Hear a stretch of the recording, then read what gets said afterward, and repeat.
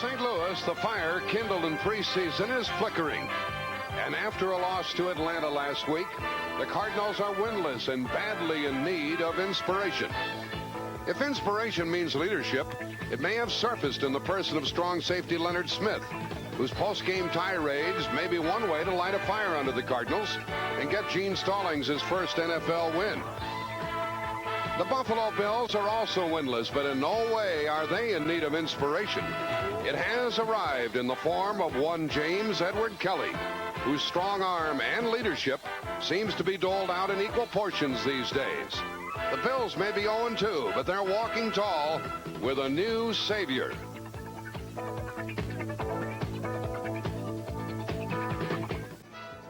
It's a nice calm day here in Buffalo. Temperature is 60 degrees, very little wind. The Kickers will be happy about that. I'm Jack Buck, and it's a pleasure to be working with Joe Theismann. The good news is that somebody is going to win today. Joe, you and I met a sparkling new personality this week. He's something, isn't he? He certainly is a personality. He eludes leadership. Just his presence alone here in Buffalo has made a tremendous difference and impact to the city. He has helped the offense. The problem has not been the offense for Buffalo. It's been their defense, which has given up 64 points in the first two ball games. And if defense is the problem for Buffalo, we know what the problem is for St. Louis. They have only two wide receivers, Scott Holman and J.T. Smith. So what are they going to do about that? I think they're going to play with Holman and Smith. They have to. They're the only two people they have. Stump Mitchell's going to start in the backfield. Otis Anderson will play a bit, but the problem has been everybody's been hurt. They can't make big plays. They're going to have to go out, use short passes and a running game today to keep the Bills' offense off the field if they want to get a victory. We shall get an early look at Jim Kelly because Buffalo has won the toss, and they will be receiving, and Evan Arapastathis will be kicking it off. And I want to hear you pronounce that name before this day is over, Joe Theismann. Evan Arapastathis, nothing to it. Joe's all tangled up in his cord here. Now he has his headset on, and we're going to get an early look at Kelly. I can't wait. We've read so much, heard so much about Jim Kelly. He's the kind of man, like I said before, he is the key and the catalyst to this football team. The deep men are Walter Broughton, number 89, and Rob Riddick, number 40. Riddick is closest to us. Anyway, we go. We hope you enjoy our telecast from Rich Stadium. This crowd is really flying high. They gave Kelly a rousing ovation at the start of the day. Into the end zone, and Broughton says, "Here I come." 20-yard line. Well, heck, he could have downed it and saved himself the trouble. Saved the wear and tear coming out. Kick returners never want to do that, though. They want to get their hands on the ball and get it going. And Jim Kelly takes over the controls of the team, but we'll check the Cardinal defense for you. Cardinals use a three-man front. Stafford Mays, Mark Duda, and Gary Doolin. Good linebackers, Freddie Joe Nunn, E.J. Jr., Nico Noga, Charlie Baker. Cornerbacks are Lionel Washington, Wayne Smith, and Leonard Smith, and Lonnie Young are the safety men. It is Moore and Greg Bell in the backfield, and Bell is the tailback, number 28. Here he comes, and he is good for about 5 yards with a pretty good surge over the left side by the Bills, led by Jim Richer, their left guard, and Ken Jones. And with Mark Duda in on the tackle. Jim Kelly has Ricky Moore and Greg Bell in the backfield. Andre Reed, Jerry Butler, the wide receivers. Up front, Ken Jones, Jim Richer, Kent Hall, Will Wolford, the veteran Joe Devlin, and Pete Metzelaars is the tight end. It's 2nd and 6. Butler and Reed are the wide receivers. To the air.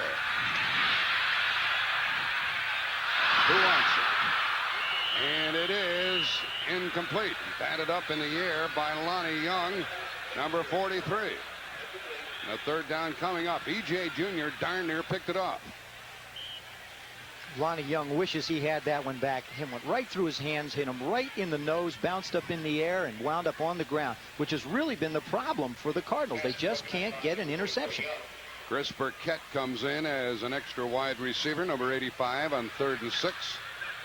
Now Butler goes out, so 2 wide receivers. Big third down play here early going, and a draw play. Very good strong run. And very close to a first down by Greg Bell. This fellow's built like a linebacker. He's 5'10" and he weighs 210. Nico Noga ran him out of bounds. And it's going to be short of a first down.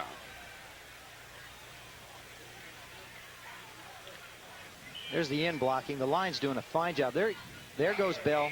He does a great job of straight arm. He gets out of bounds short of the first down. Carries that ball out there like a loaf of bread, though. He's got to be careful. And John Kidd is the punter. Vic Sikahema, is back waiting for this good kick, a boomer.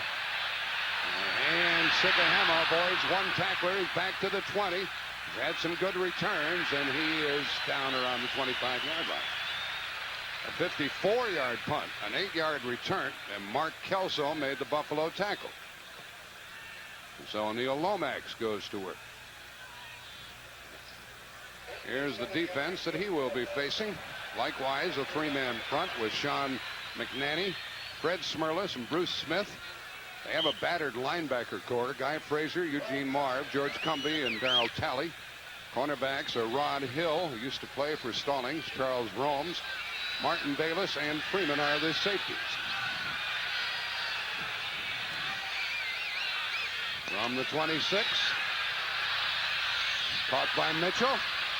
And good yards as he stayed in bounds across the 30-yard line. And the tackle by Martin Bayless. Talking to Jim Schaffner before the football game, he felt like they had to control the football and keep the offense of the Buffalo Bills on the sideline. But not only by running the football, but by coming out with short, positive, possession-type passes early. I wouldn't be surprised to see him throw 3 or 4 in a row.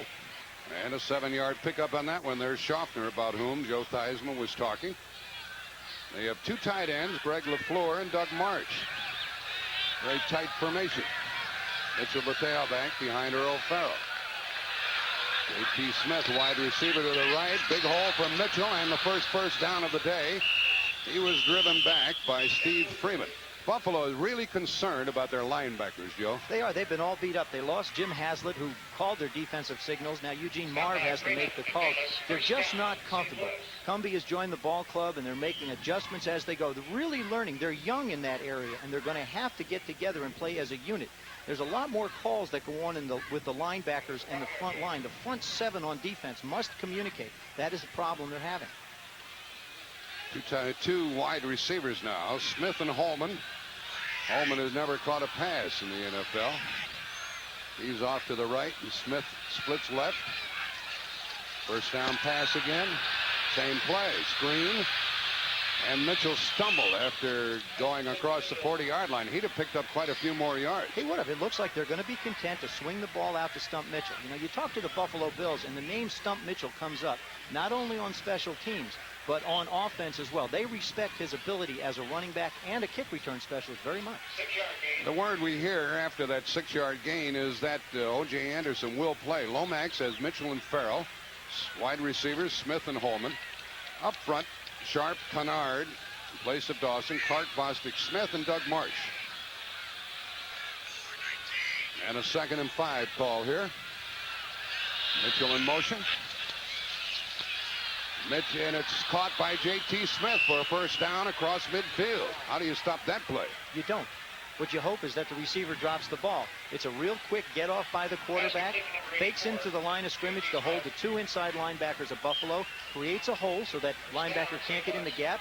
The wide receiver runs a quick post. Bang, you've got yourself about a 10-yard gain. Who'd you used to throw that one to over at Washington? Charlie Brown. Charlie Brown. You made a living with Charlie on that one. Another first down for St. Louis. Well, they've thrown on first down twice. Let's see if they do it again. At the Buffalo 44, here's Earl Farrell going wide. He slips down. There's very little running room, and he got only a yard or so. Well, this turf is wet, by the way. I guess we better point that out. Yeah, it is. It's a little damp. They had some rain here last night, and I think the footing is not going to be as good as the players might have hoped. You've seen 2 players slip and stumble already. It is 2nd down and 8. We have played almost 4.5 minutes, and there is no score. Both teams really expect to win this game. They certainly do. There's quiet confidence on the part of the Cardinals and a little bit more boisterous confidence on the part of the Bills. 2nd down and 8. Four-man rush. Swing pass to Mitchell. Nothing doing. They got up there quickly. Eugene Marb held away, and then Fred Smerlis came over. And it's 3rd and long for St. Louis. And there's Gene Stallings. He says he wants to play tough. He said, but you can't play tough if you don't have tough people. That's exactly right. Cardinals have been terrible on 3rd down. They've made a first down only 3 times in 24 tries. Extra defensive back Derek Burrows is in there along with Mark Kelso. 6 defensive backs. And it's 3rd down and 7. So out of the shotgun is Lomax. They split Marsh out, and so they have 3 wide receivers. Buffalo shows the blitz. 4-man rush. They pick it up. And Lomax throws incomplete. He was going to swing it out to the side. Then he changed his mind, and he drilled the ball into the turf. And Dean Prater was there putting pressure on him, and it's 4th down, and the Cardinals will have to punt. Well, the Cardinals moved the football. I think they really wanted to get down the field a little bit. They had no drop passes. They had no real bad plays. That's got to be a lift for them psychological. And the punter is Arapastathis. Evan. His punting average is modest. And Rod Hill is back to get it, standing at his 10. He will have to be judicious with regard to a fair catch or letting the ball go.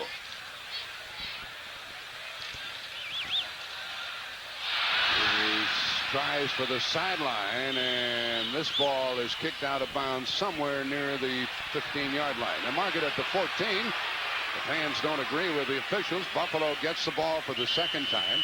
No score, 9:18 remaining in the first quarter. A 27-yard punt, but good enough. Jim Kelly played 2 years in the other league. First, he was Rookie of the Year. Yeah, look at those numbers. 1985 USFL MVP, 9,842 yards passing. That's in 2 years. 83 touchdowns and 63%. And he has completed 60% of his passes thus far in the first 2 games with Buffalo. He doesn't care what league he plays in. He feels like a quarterback's job is to throw touchdown passes and complete them. And the one thing he likes to do is throw the ball deep. He likes to get it downfield. He's 6'3", 215-pounder, played college football at Miami. The ball's at the Buffalo 14 with Bell, the tailback. More of the up back, and here's a fake and a pass. Long, that's what he likes to do. And Lonnie Young is there. Had very good position on Jerry Butler. How far did he throw the ball in the air? Inside the 40, threw it about 60 yards plus. He's got a gun, I can tell you that. Lonnie Young did a good job. He's coming off of a bad ankle. He played last week despite the fact that he was hobbled. Safety men are Smith and Lonnie Young. He had help down there, too. Yes, he did. He had lots of help. I think they're aware that Butler likes to go deep, and Kelly throws the ball well deep, so they're just not going to give him the cheap long one. Lionel Washington was back there to help out, and it's 2nd and 10 from the 14. Now split backs with Moore and Bell. And the tight end Metzelard likes to throw to him. He swings it out here to Moore. And Moore is way short of a first down on that 2nd down pass play. And Charlie Baker, the linebacker, 52 first there. Lionel Washington came up, helped out a 5-yard gain. 3rd down coming up. And Denver jumps ahead, a home run with a man on, and Denver leads Philadelphia 2-0 in the first quarter. What inning? First inning. First inning. Dennis Thurman checks in defensively for St. Louis. He's number 32 out there. And he directs traffic. 3rd down and 5.5.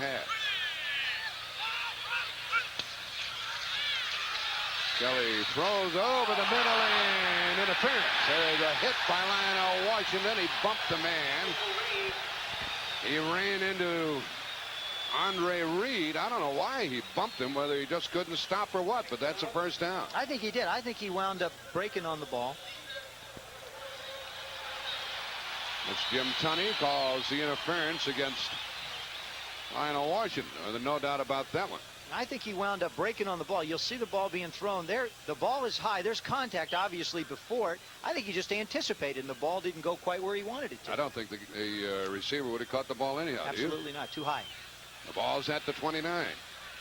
Jerry Butler and Andre Reed are the wide receivers, with Butler to the right. They play a little bump and run on him. And here comes Greg Bell. A good strong hit was made by E.J. Jr. after a modest gain, 4 yards. Now, we told you that Jim Kelly can throw long. This is what he did last week in their game against Cincinnati. This, by the way, is the longest touchdown pass so far this year in the NFL. You talk about a cannon. Well, he can put it out. He really can. And we're back to live action here, and it's 2nd down and 7 from the 32 of Buffalo with Riddick in the backfield. Riddick running the ball. Oh, a good strong runner. They love that fella. He played at Millersville in Pennsylvania. 3rd down coming up. Let's go to Brent Musburger in New York. Well, Jack and Joe, here's how the Colts struck first against the Rams. The Rams had fumbled the opening kickoff. Then it was George Wansley around the right side, 10 yards. It is 7-0 right now, Colts over the Rams. Let's go back to Jack and Joe. All right, Brent, we have 7:15 left here in the first quarter. Clock running. 3rd down and 3. Confronts Buffalo from their own 36. They come after him, and Leonard Smith coming in on a safety blitz. Missed him the first time, came back and got him the next. There you see the secondary coming all the way around. Gene Stallings felt like he just can't get enough pressure with his front four. He's going to have to bring secondary people. There you see Leonard Smith come around, get blocked, and still have time. You have to give credit to the people covering downfield man-to-man. You'll see from the top right of your screen, there's Smith, goes around the block and gets him. And got him. He says, I want you. Now, Buffalo likes to throw out a punt formation, but they won't throw here. This is the second kick of the day for John Kidd, and Vai Sikahema back to get it. Low snap. He handles it, hangs it high. Should be well covered, but it isn't. And the ball's taken on the 26. Now it's well covered. And downfield was Guy Frazier, a linebacker, and the Cardinals get the ball for the second time. A 38-yard punt, a 4-yard return. 6:41 left in the first quarter. No score. You've heard of a cast of thousands. There's a cast of 45 right there. On his right hand, there's a cast of 45. He broke that in the opening game against the Rams. Played all last week. Felt it bothered him a little bit, and they had to obviously put the cast on for this particular game. He said after the Falcon game, he got in the locker room, didn't realize the door was open, made some comments to his teammates telling them, look, we have to get out there and start to play. He has taken it on himself to say, I want to be a leader on this football team. Which is not to say that he's a perfect player, but no. Gene Stallings doesn't demand perfection. He just wants you to try as hard as you can. That's right. Go out there and do the best you can. From the 30-yard line, the Cardinals have the ball for the second time. Farrell and Mitchell split backs. 2 tight ends. And 2 wide receivers with Holman in motion. Rolling right is Lomax, and it's overthrown to Doug Marsh. He had to get it over the linebacker. It's a tough throw. You've got to thread the needle on that one. It's incomplete. It is a tough throw. There's not a big space between the drop of the linebackers, although they did run play action pass, and the deep secondary. We saw the Ram game with Lomax. He showed us a little more mobility there than he did in the first game. He feels real good. In talking to the coaches, they feel like he's had an excellent week. He was nicked up early. Now he's coming around and is a lot healthier. They've thrown 3 times on first down out of 4 tries. Now they may be committed to the passing series or a draw play or a screen.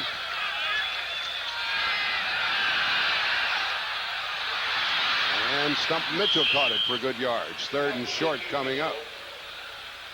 George Frazier, the linebacker, was there. Let's see how the Cardinals have been riddled. First of all, Benny Perrin retired long before his time was due because of an injury. Roy Green's going to be operated on tomorrow in Columbus, Georgia. Pat Tilley's career is in jeopardy with a back injury. Curtis Greer had a knee injury, and Doug Dawson, the starting left guard, out with an Achilles problem.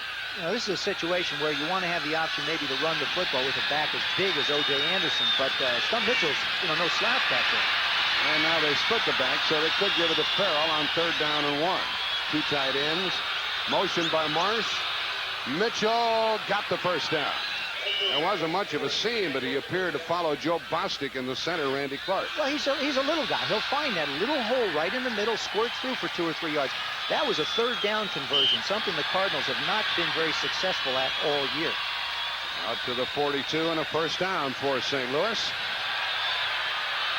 Scott Holman checks back in. 5:25 left in the first quarter. Holman is to the right. J.T. Smith to the left. Smith is hurt also, but he's playing. Mitchell in motion. Little dump off pass to Farrell. He worked hard to get about 2 yards on the play, and George Cumby, the former Green Bay linebacker, number 58, made the hit a 3-yard gain. This Farrell is a big back, 6-footer, 224. Well, Pittsburgh and Minnesota in the first quarter tied 7-all. That game's at Minnesota. And Denver adds more runs, and they lead 5-0. They're still in the third inning. Denver leading Philadelphia. And here we have 2nd and 7.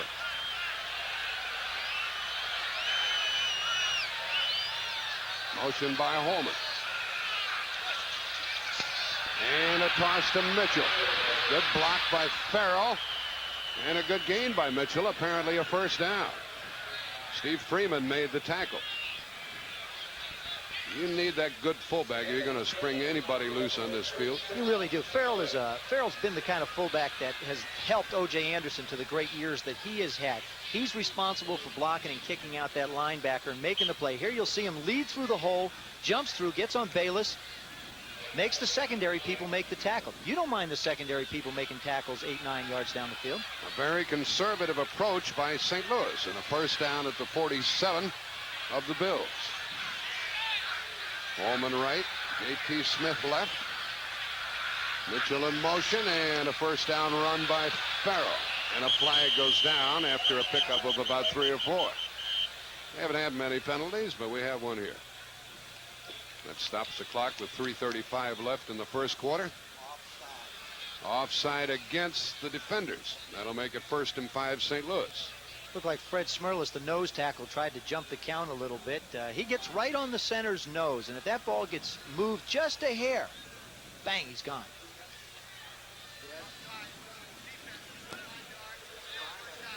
Jim Tunney, the referee. Tom Hensley is the umpire. Head linesman is Sid Seaman. The line judge is Bob Beeks. He's from St. Louis, by the way. Back judge Jim Carney. Gil Mace, the side judge, and Ron Spittler, the field judge. This is a good call for a quarterback. 1st and 5. I bet Jim Schaffner relishes this situation. He'd like to have a lot more of these than he would the 3rd down and 10s he's been getting. 1st and 5.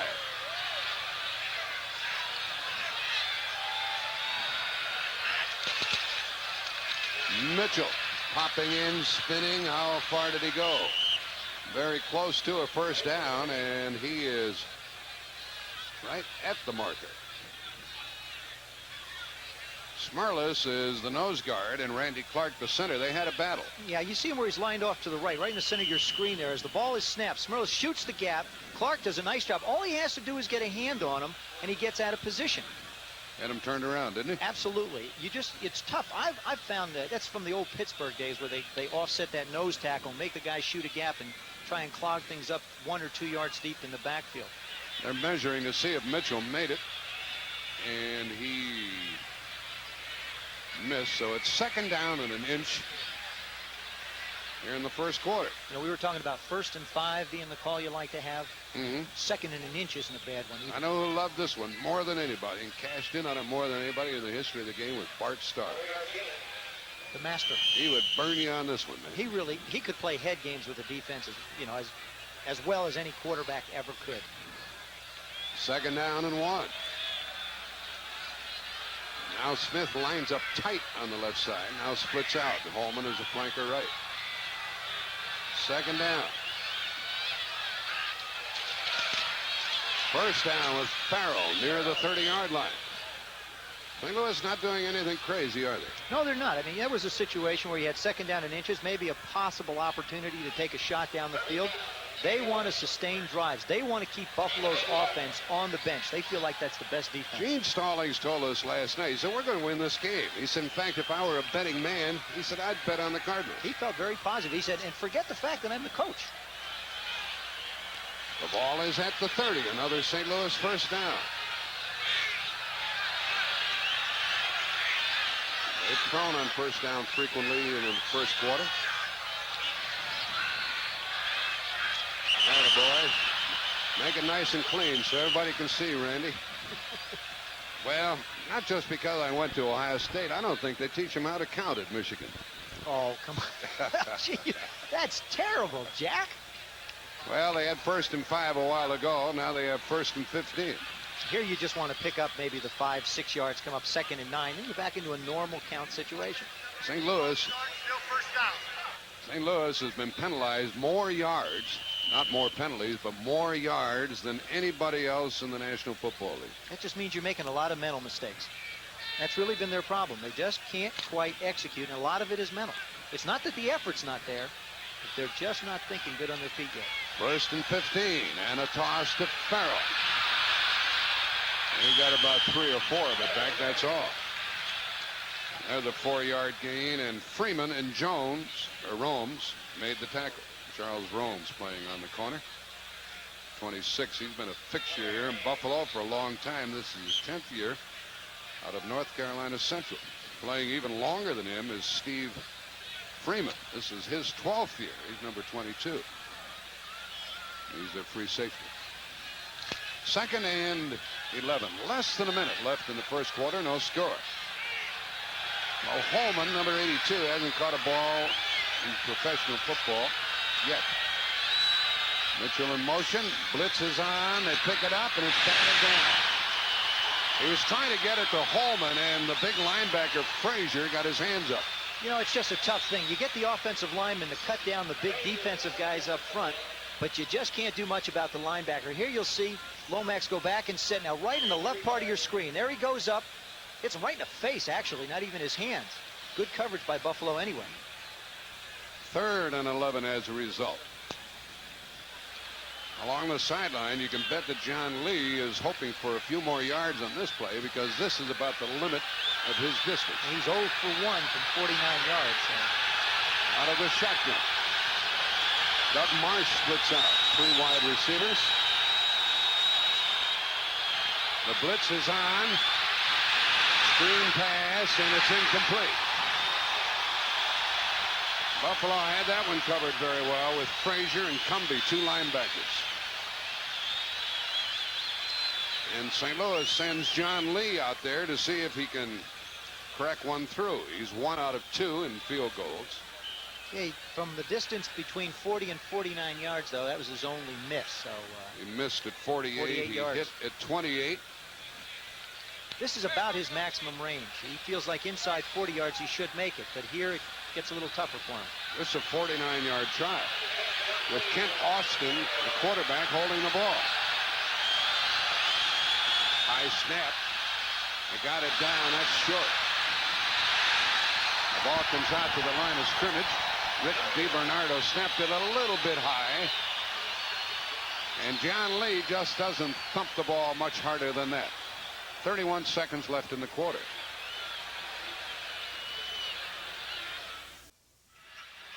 Well, Buffalo has the ball for the 3rd time. 31 seconds left in the first quarter. No score, and what do you think of it so far? I think both defenses have played very well. You know, the Cardinals have been a little suspect, injured of course, and Buffalo on offense, they've kept Kelly under wraps. What a difference without Roy Green. It really does make a big difference. You can tell that Buffalo is very confident the way they're playing defense, whereas a fellow like Green can shake you up. Now the ball's at the Bills' 31. They have Bell and Moore in the backfield. Motion by the tight end. Metzelars and a toss to Bell and a flea flicker. And he airs it out, and it's wide open and caught by Chris Burkett.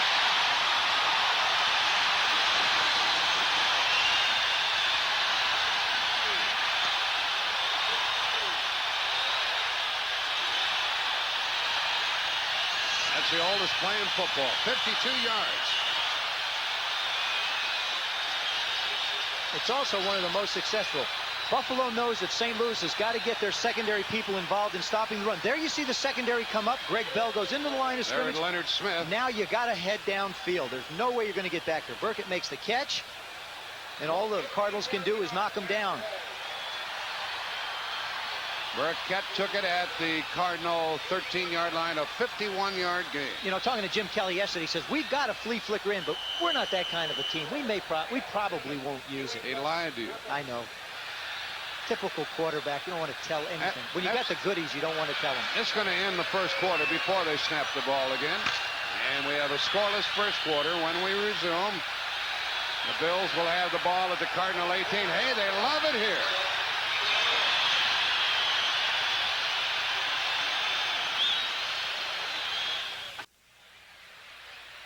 We start the second quarter, and we'll check with regard to what's happening elsewhere. Atlanta and Dallas scoreless in the first quarter. Tampa Bay and Detroit the same. Denver leading the Eagles 12-0 in the first period. A tie, Pittsburgh and Minnesota in the first quarter. Rams tied in the first quarter against Indianapolis. And a tie, Seattle and New England. A lot of close games. And here the ball is at the Cardinal 18 and a first down for Kelly and company. More of the up back. Bell the tailback. Bell got 3. He was knocked down by Baker and E.J. Jr. Looked like Baker tripped him up just before St. Louis missed the field goal. The Cardinals had kept the ball for a time period of 6 minutes and 10 seconds. Bubba Baker, number 60, playing that right defensive end. And Cedric Mack is in there, number 47, playing the right corner in place of Wayne Smith. And Mack was moved back over from offense this week. He'd been offense, defense. Now he's back over playing the corner. It's hard to do, isn't it?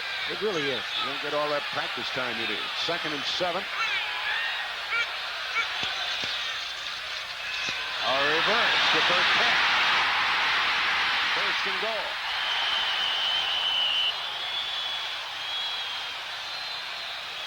Burkett, who caught the long pass off the flea flicker, just ran for a first down inside the Cardinal 4 with Cedric Mack bumping him out. And we have a discussion, a flag on the field. Officials have huddled up. There was a late flag.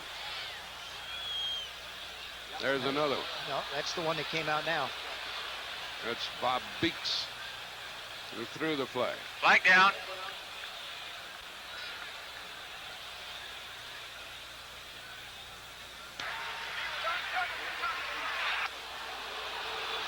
A procedure call.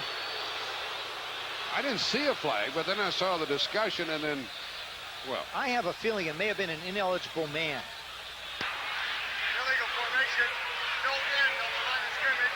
Still second down. No end on the line of scrimmage. That's Hank Buller, the head coach of Buffalo.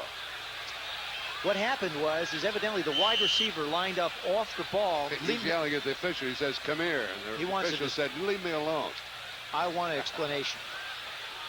What happens is that tackle becomes the end man on the line of scrimmage. He's ineligible. Becomes an illegal formation. Bang, you wind up with a 5-yard penalty. Mental errors have hurt Buffalo as much as any football team in their first 2 losses. Yeah, they're not like the Cardinals. They've had a lot of penalties. It's 2nd and 12. Andre Reed is in as a wide receiver, and he's in motion. Kelly is blitzed. He is hit and down by Leonard Smith, who came tearing in.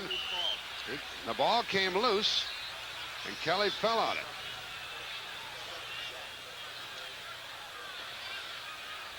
Watch E.J. Jr. on this one. Here he comes right up the middle. Gets taken on. Leonard Smith around the outside. Just gets Kelly's arm as he's letting it go. Kelly falls on the ball. Jr. down there on the bottom. This is an area where the Cardinals feel like they have to put pressure on Kelly. They can't let him stand back there and throw the football. They have a lot of respect for what he can do with it. It's the 2nd sack, and it is 3rd down and 18 at the Cardinal 26. Eric Richardson is in as a wide receiver. Burkett goes in motion. Out of the shotgun, Kelly. Over the middle, and a big hit on 3rd down. Well, that gets closer to field goal range. What a good tackle there was by Leonard Smith. And Burkett is slow in getting up. He's all right, though. There's Kelly back in the shotgun, which is an unfamiliar formation for him. You see Baker come around the outside. Kelly fires this thing down the middle. Burkett gets up and gets tagged. That's a heck of a catch by a receiver. It's one thing to get hit. It's another thing to land on the ground that hard and hold on to it. They're back to the original line of scrimmage, which is the Cardinal 18. And Scott Norwood is in to try He's 3 out of 3. The punter, John Kidd, will hold it. It's a 36-yard field goal try. Justin Cross will snap the ball.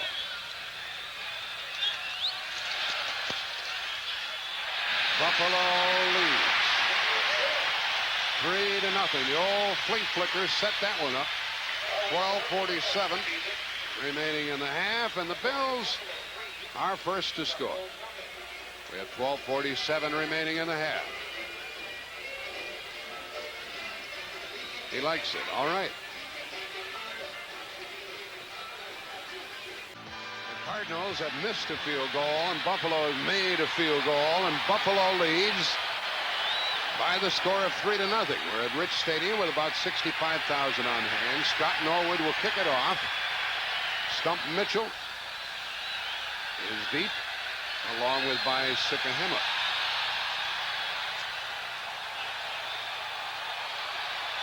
Norwood, by the way, played at James Madison. They've been groaning here about the fact that he hasn't put the ball very deep on the kickoffs. No, he hasn't. I think a lot of it has to do with the weather conditions also up here.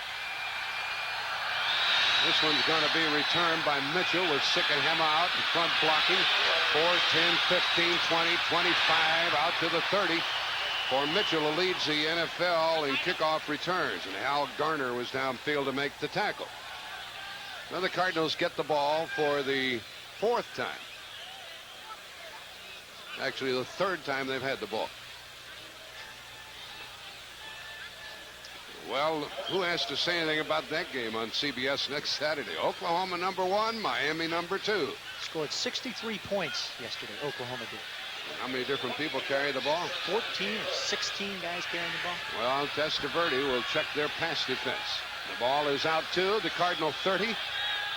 Motion by Holman. First down pass. Pressure. Lomax is hit. That's incomplete. No fumble. Incomplete. Incomplete. Sean McNanny, number 95, got his arm. You know, you got to give a quarterback better protection than that. Oh, you really do. Now they've overruled it, huh? They've overruled it. The referee, Tunney, said no, incomplete. I saw him, and you saw him too. Now they've overruled it. The other officials are in on it. I kind of think that they got it right, but they did change it. Now we may be getting help from upstairs. There's the box. We're going to... I kind of thought that his arm had not moved forward. Let's see. Here you see him slide to the left. Okay, it's not going forward yet. Trying to get the ball downfield. No, he was still on his backswing. Yes, he was. If they give the ball to Buffalo, it will be a correct ruling. I believe to my mind. I agree with you. I absolutely agree with you. He starts back, and right there it gets hit. The ball is not in his hand when he starts it forward. Well, now that looked a little different there. The other angle was the one. Yeah, but they looked different on both angles, didn't they? It's a fumble.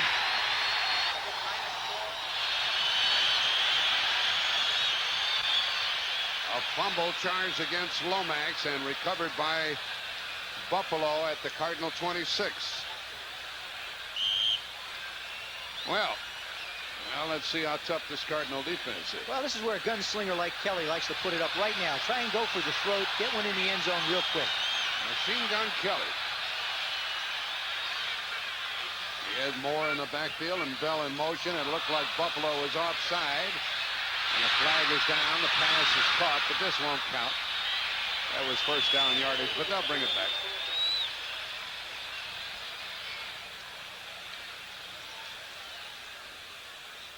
Flag's down. Another flag is down, and that's going to be against Buffalo. Left tackle jumped offside. See Jim Tunney talking to him. That was Ken Jones. He said he didn't do it. He said, no. What, me, Jim? Come on. Illegal motion, number 88, 5 yards, still first down. They call it against the tight end, Pete Metzelaars. First and 15 at the Cardinal 31.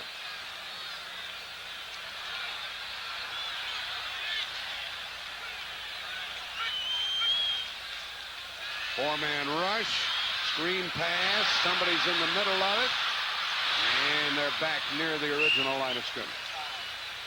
It's second down and about 9. Lonnie Young finished it off. Cardinals were chasing all over. Elsewhere, Dallas now leads Atlanta in the second quarter, 7-3. Tampa Bay jumps ahead of Detroit in the second quarter. Steve Young is starting down there. Another USFL performer of the past. Denver leading in the second quarter, 12-0 over the Eagles.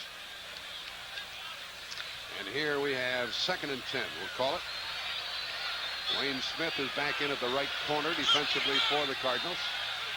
Second and 10. Blitz is on. They run by the blitz. A proper call, Joe. Sure was. You know, they're bringing Lonnie Smith outside. Lonnie Young really doesn't get involved in the play. They run right up the middle. If you've got blitzers coming, here's what happens. You give the ball to the second man through. There you see Galloway get pushed away. And look at that hole up the middle. Now it's up to Bell. Now he's in the secondary. Missed tackle. Yeah, Lonnie Young went after the ball. Wayne Smith finished him off a 13-yard gain. And to the Cardinal 13 and a first down.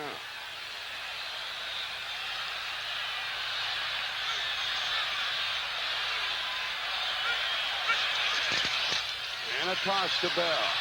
Boy, they took the linebacker Baker out of there. About 9 yards. Smith and Young made the tackle. They really kicked Charlie Baker out. Well, you just can't do that as a linebacker. You've got to stand there and hold your ground. You see, he's catching the block now. Moore gets on him and just slides him out. Look at the hole. As he slides, that hole gets bigger and bigger. You put a lot of pressure on the inside linebackers and the secondary to fill. You got to fight through that block. You've got to hold your ground. You cannot be taken back like that. Second down and 1.5 yards actually at the 4. Moore the up back, Bell the tailback. Bell stood up right at the line of scrimmage and no gain. Third down coming up in a long one. And a little fight breaks out on the other side of the field. Very brief one. Lionel Washington got into it. Gary Doolin was in there defensively with Noga.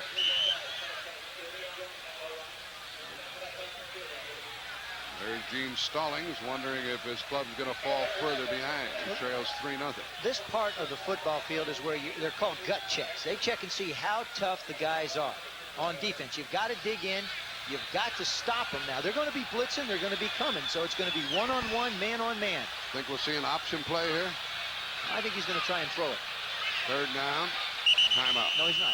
3rd and 2, and Kelly wants to make sure that he cashes in on this scoring opportunity. Brought it back by the fumble. 9:11 remaining in the first half. Buffalo leading 3-0 and knocking at the Cardinal door. There's the guy who's circled right just to the right of the goal post. Now what happens when Kelly gets to the line of scrimmage, he's going to see Galloway slide a little bit to his right. As a quarterback, you're looking for certain things either with the linebacker or the defensive line. Now Galloway's lined up. Kelly goes under the center. Galloway takes his position. Now he moves a little bit to the right. There you see it. Now Noga slides in. Kelly says, no, I don't want that. I don't want to give up a bad play. He didn't want Noga. Now it's 3rd down and 2 at the 5, and that's stopped by St. Louis. And 4th down coming up. Al Baker with a strong tackle, and he got some help. And now these Buffalo fans say go for it. There's no question that the Buffalo fans want him to go for it. Yeah, it's 4th and 1. And Hank Buller, the Buffalo head coach, along with Jim Ringo, his offensive coordinator, are going to go for it. They bring in Gary Wilkins, a big fullback out of Georgia Tech. The ball is at the 4th, and it's 4th and 1. 4th and 1 at the St. Louis 4. You know, if they get a touchdown, they may make the Cardinals come out of their game plan on offense. Unfortunately, that's right. 2 tight ends, 3 backs, 4th down, and a fake, and a pass, and it's incomplete. He had Metzelaar as the ball was thrown high. A flag is down. Kelly is down, and a flag is down. Freddie Joe Nunn blasted Kelly as he threw the ball. He sure did. Now, there's a He great keeps getting up, though. I tell you this, he is tough. He is a tough guy. Roughing the That's passer. an automatic first down. And a bad play by Freddie Joe-Nunn. St. Louis did everything they had to stop Buffalo down there. It would have been fourth down. They would have had the ball. No harm, no foul. Here's the hit on Kelly after he threw the ball. This is a gutsy call by the Buffaloes. He fakes into the line. Now he starts to roll out. Kelly can throw on the run. There's Metzler. There goes the ball up in the air. Now he dumps Kelly right at the top of your screen. You can see him dump him in. I don't know. It's tough to let him go, I tell you that. It's tough to let him go, but Jim Tunney has been an official that has protected quarterbacks. I'll be honest with you, I can't see anything wrong with protecting the quarterback. Yeah, but how do you let him go if you're the linebacker? Well, you don't. It's one of the calls. You almost rely on the official to hope that it's not too hard a hit. First and goal at the 2. Ask Lomax about a hard hit in the Chicago Bear game. And Moore goes off, walking over. Make it 9-0.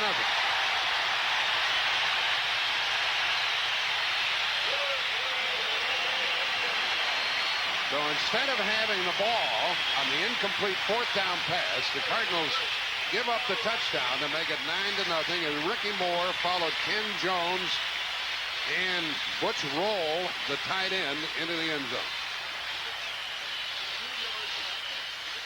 8:25 left in the half. Now the thing that Gene Stallings hates about this is that it may take his club out of their offensive game plan. It has. In this football game, they've done exactly what they wanted to do. Nothing real flashy or fancy, but they have moved the football. Now they're going to have to start throwing it. They just don't have the people outside to get it done. The ball is at the 10, and Scott Norwood will try the extra point. He's missed one this year, but this makes it 10-0.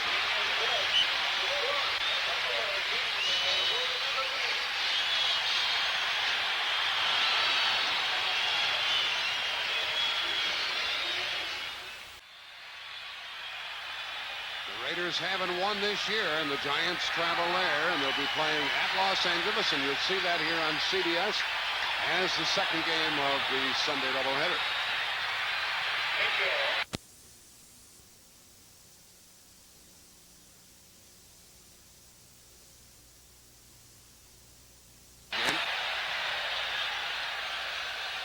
When we get a chance, we'll try to show you again that hit on the quarterback, which has changed this game around completely. It really has. I think the Cardinals have done a wonderful job. I've seen worse hits than that. Yeah, there have been, and it hasn't been called. But again, you have to understand sometimes the official's going to make a judgment. It's a judgment call by the official whether or not he was hit extra hard. Now the ball's off the tee again. You know, we talked earlier about this stadium. It doesn't look like it's real windy. It's a bit of a bowl. It doesn't sit down, but it's enclosed all the way around. But you do get a pretty good breeze down on the field. You ever kick a ball that blew off the kicking tee? Brother, that hurts. I kicked the ball once, Jack. It went 1 yard, so I don't get a chance to. This one will be returned by Sikahema from the goal line.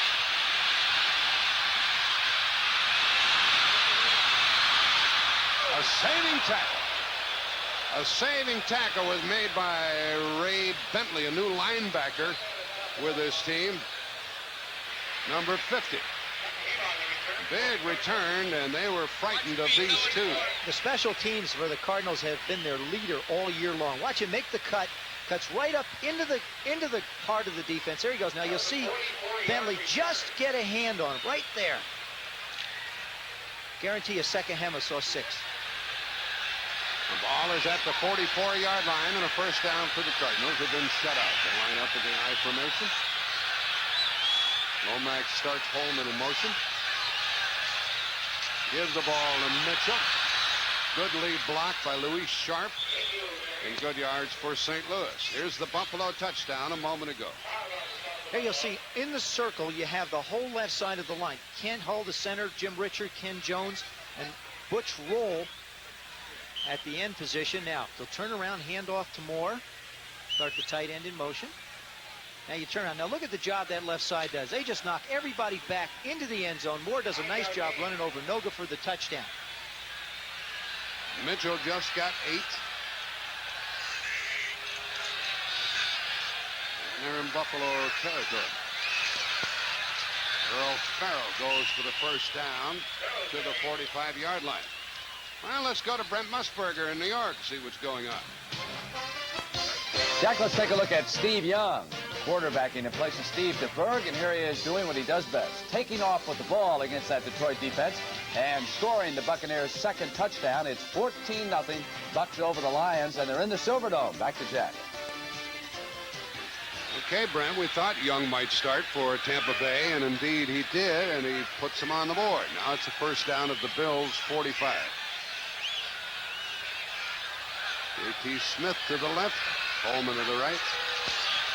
Quickie out here to J.T. And that's a good game. You can't ask for more than that on that play. That's what the play's designed for. It's designed to get 5 yards, and now you're on second down and 5. It's controlled passing. It's a controlled game. St. Louis realizes they've got to keep Buffalo's offense off the field. Lomax. Now look at the Rams opening up the gap as they're undefeated in the second quarter. New England has their hands full with Seattle, 10-7 the second quarter. And the Jets lead Miami, 10-7 in the second quarter. It was a 5-yard gain on the pass to J.T. Smith.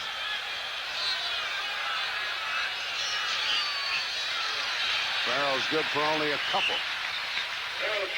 The linebacker right in the middle of things. Darryl Talley made the tackle after Eugene Marv, number 54, moved in there and jammed it up. Third down call. Marv has taken over handling the signal calling with the injury to Haslett in the Chicago game. And they feel like he's come along very well. He played the weak side. There's Haslett, who made all the calls before. Now Marv has got to take over. It's been a bit of an adjustment. You get used to not seeing tight ends. It's a little bit different for a guy moving over. Here's the tough 3rd and 3 call for Lomax.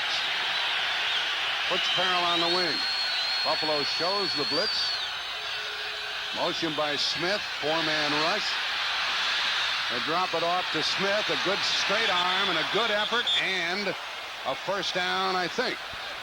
George Fraser made the tackle.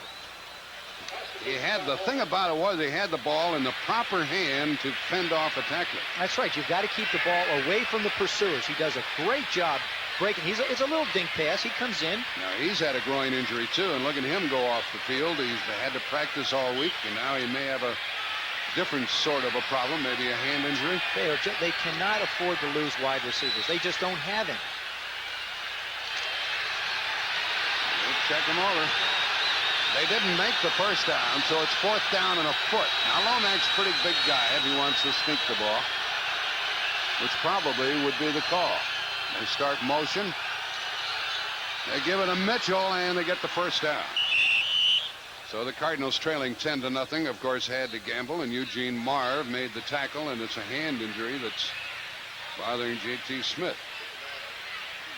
John Omohundro, the trainer, sends him back in. There's Schaffner on the headset.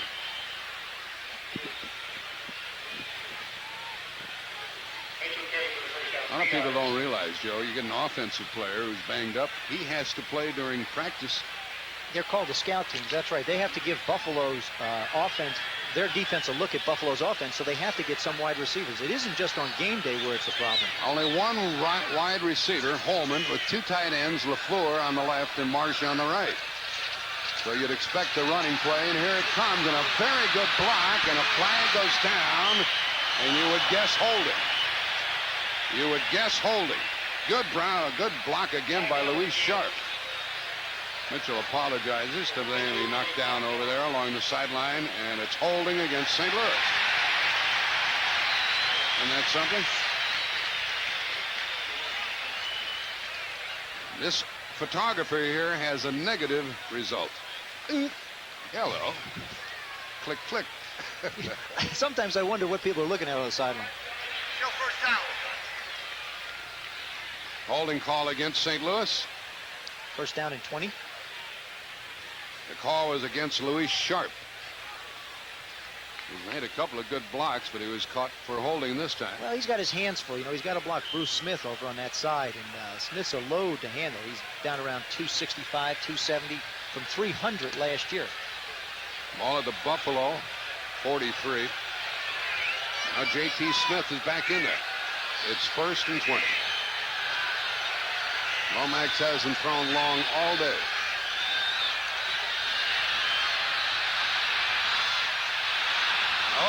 Mitchell went up. He couldn't catch it. Could have, but didn't. Great throw by Lomax. What really can you do about that? They tried to throw that earlier in the first quarter. He just overshot. At that time, he put the ball right where it had to be. Stump went up in the air. A lot of times receivers leave their feet to try and cradle it. And that little bit of extra precaution causes you to lose track of where your feet come down. You concentrate on landing instead of catching. Bang, you wind up with an incompletion. Lomax has completed 54 of his passes, but he's had an awful lot of drops. And there's one there. 2nd and 20. Cardinals need somebody to come up with a big play for him. Lomax is 8 out of 13. A draw play. Farrell showing good speed and good running strength to the 25, and that makes it 3rd and short. That's a big play. Again, let's go to New York. Jack, we got a dramatic turnaround in the Cowboy game. Out of the shotgun, or I should say Danny White backing up from center, and the Falcons force the fumble. And watch here as big Mike Pitts picks it up and scores, and Atlanta leads Dallas 13-7 late in the 2nd quarter. Let's go back to Jack. Well, there's a shocker against the undefeated Dallas Cowboys. Meanwhile, Farrell's run has given the Cardinals 3rd down and 2. Here they come toward the end of the half. Motion by Holman. Give to Mitchell. Good kick out block. Big run. 1st down. I say this for those two backs, Mitchell and Farrell, they're really blowing in there. You know, they're short guys, and they hit the holes very quickly. They get up the field. They're really getting some great work by Bostic and Smith up front. Here you'll see it's a counter play. You see Mitchell slide to his left. There goes Kennard, there goes Sharp, and there goes Mitchell off his backside. Right up the hole. And some good downfield blocking by the wide receiver, Scott Holman. He gets down the field. You know, he's the kind of guy who's just happy to be out here, and he wants to contribute any way he can. Now we may have the 2-minute warning before the snap of the ball. That's what's going to happen. There's the whistle. 2 minutes left in the half. Cardinals have the ball at the Buffalo 13. It's a 1st down. Farrell's rushed for 36 yards. Mitchell for 44. Linebackers having trouble. Theismann, these Bills having a little difficulty with their linebackers stopping that run. They really have. It's been a problem for them all year. You know, they put a lot of points on the board. They just have not been able to stop people, particularly in the 4th quarter. The Vikings jump ahead of Pittsburgh, 17-7.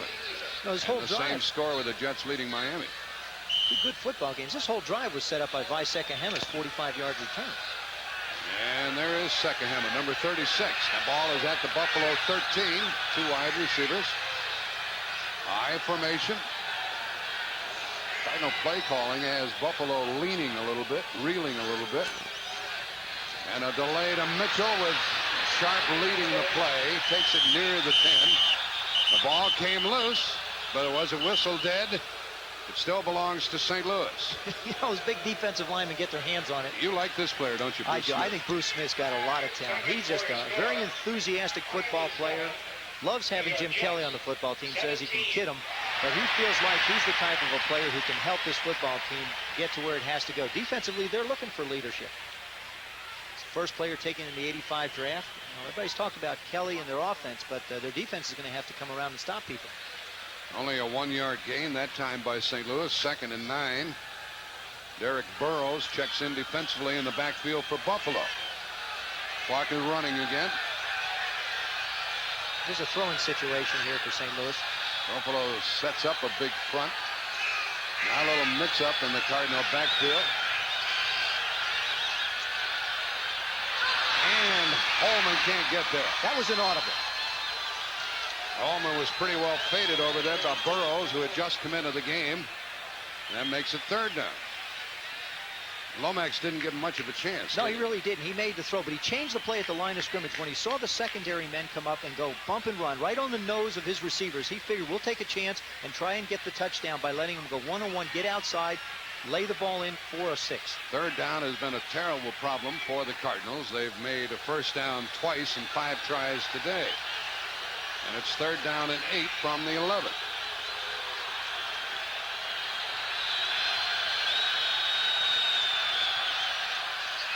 They run it, surprisingly, and get a good block, and a flag is down. A flag is down as Mitchell carried inside the 5. That is first down yardage. Now let's check the penalty. There's some collision at the end. And the call is against St. Louis. Holding again. There's Jim Schaffner, the offensive coordinator. He's got to come up with a new play. That's going to be on Scott Holman, the wide receiver, who was down there trying to block.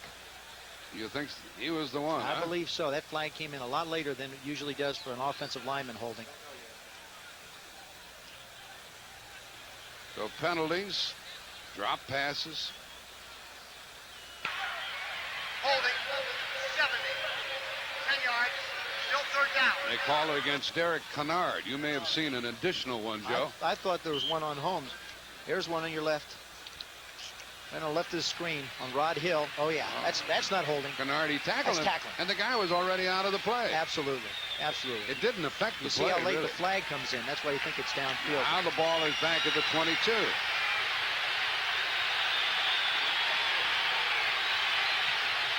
Third down and long for the Cardinals. 3rd and 18. They've got to get to about the 3 for a first down. And they run it again. And it's 4th down, and they'll try for 3. Steve Freeman made the tackle.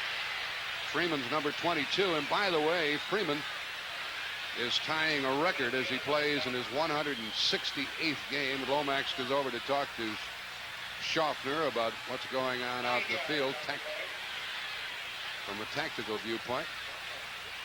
That's the communication that a quarterback and an offensive coordinator have to have. You have to tell him what you see out on the field so that he can make decisions for you that help you to get the job done. And the job is putting points on the board. Lee missed from 49 yards earlier. With Austin holding, he's trying a 30-yard field goal. And he missed it. The snap was perfect. The hold was perfect. And Lee missed it. And he is now 1 out of 4. Now you got to make that. Man, when they draft a kid like this as high as they did, number 2, and give him all that money. And Buffalo doesn't even rush. I mean, it's like a practice kick. He just flat, cold misses it to the right. Flat, cold kicked it. The Cardinals kept the ball for 8 minutes, ran 14 plays, missed the field goal, still shut out.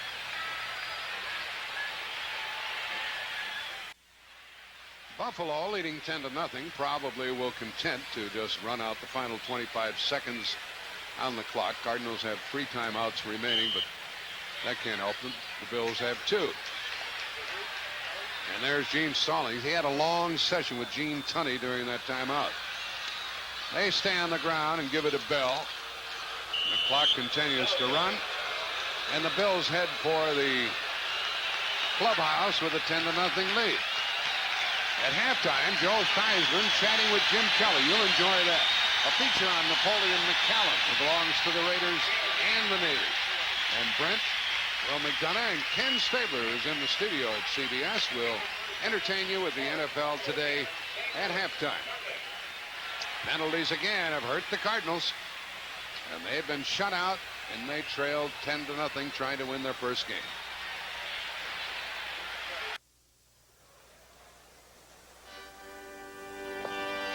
Joined in New York today by Will McDonough and the Snake, Ken Stabler. Kenny, what do you think about Jim Kelly? He's a great talent, but after watching him play, I think there's something he should remember, and the coaches should remember, that he's taken some vicious shots. He is so valuable to that ball club and has made an immediate impact that he needs to protect himself, throw the ball away, and don't take some of those hits. All right, Kenny and Will, let's get everybody up to date on the scores around the league right now. The Rams in Indianapolis, and the Rams lead at 21-7 late in the second quarter there.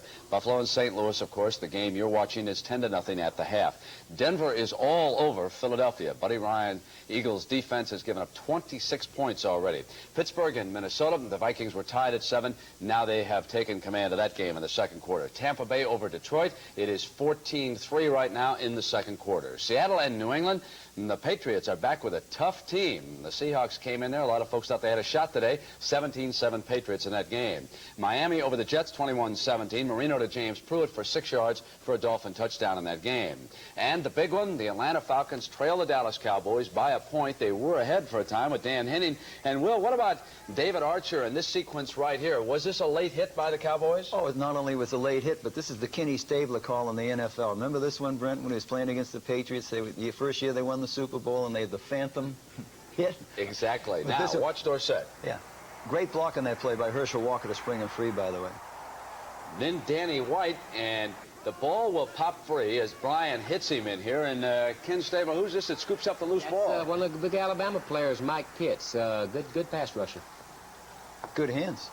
That's right. Give it to him. And then a short time ago, Timmy Newsom hops in for the Cowboys, and after the extra point, they lead it 14-13. Vince McCallum is coming up right after these messages from your local stations.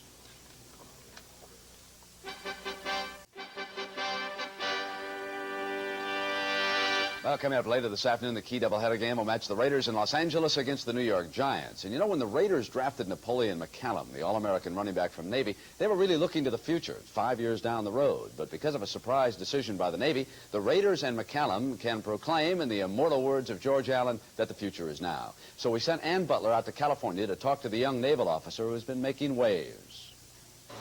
Like many other Naval Academy graduates, by August, Napoleon McCallum had already adjusted to a life aboard ship. In this case, the USS Peleliu here at the Naval Yard at Long Beach. So when the call came, they gave McCallum the okay to play pro football while serving his country at the same time. He knew it was an opportunity he just couldn't pass up. I was excited, you know, and I was very happy that they had reached a decision. It's something that I had hoped for, and it's something that I knew was possible, and it just had to be put in writing that I could do it. The controversial decision to let McCallum play was made here, and the man who changed the policy was quick to defend his actions. We think this sends a really good message to the fleet that this is the kind of people we attract, but if he can do it, we think that's great, and it's an inspiration to young people in the Navy and outside the Navy. I see no objection to it. In fact, the Navy doesn't object to anybody, I don't believe, having part-time work if it doesn't interfere with their military duties. Glenn Davis was an All-American at Army, but Davis had to serve 3 years before he played pro football. Pete Dawkins won the Heisman Trophy at Army, but he served in Vietnam and never played again.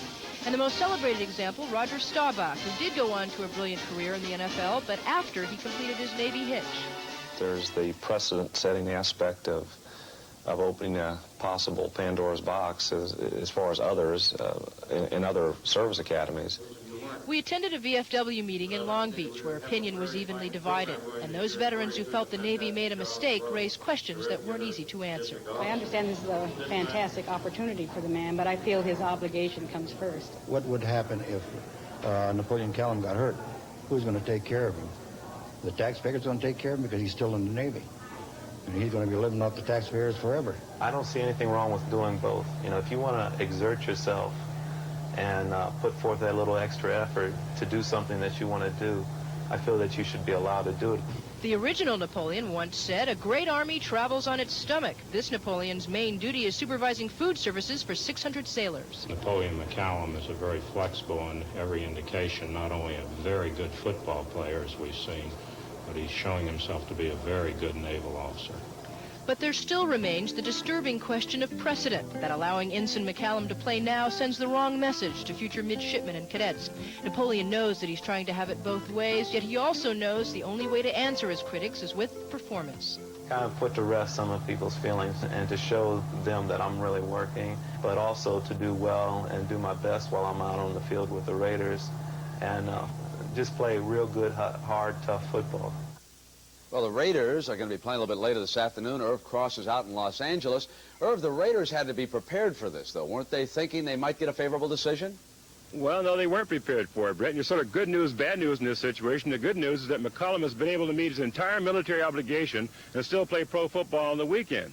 The bad news is that he's suffering from a slight hamstring pull today, and there's some questions of how much he might see as a kick returner today. And the Raiders were so surprised that the Navy made him available, they didn't even include him in the 1986 media guide. All right, Irv.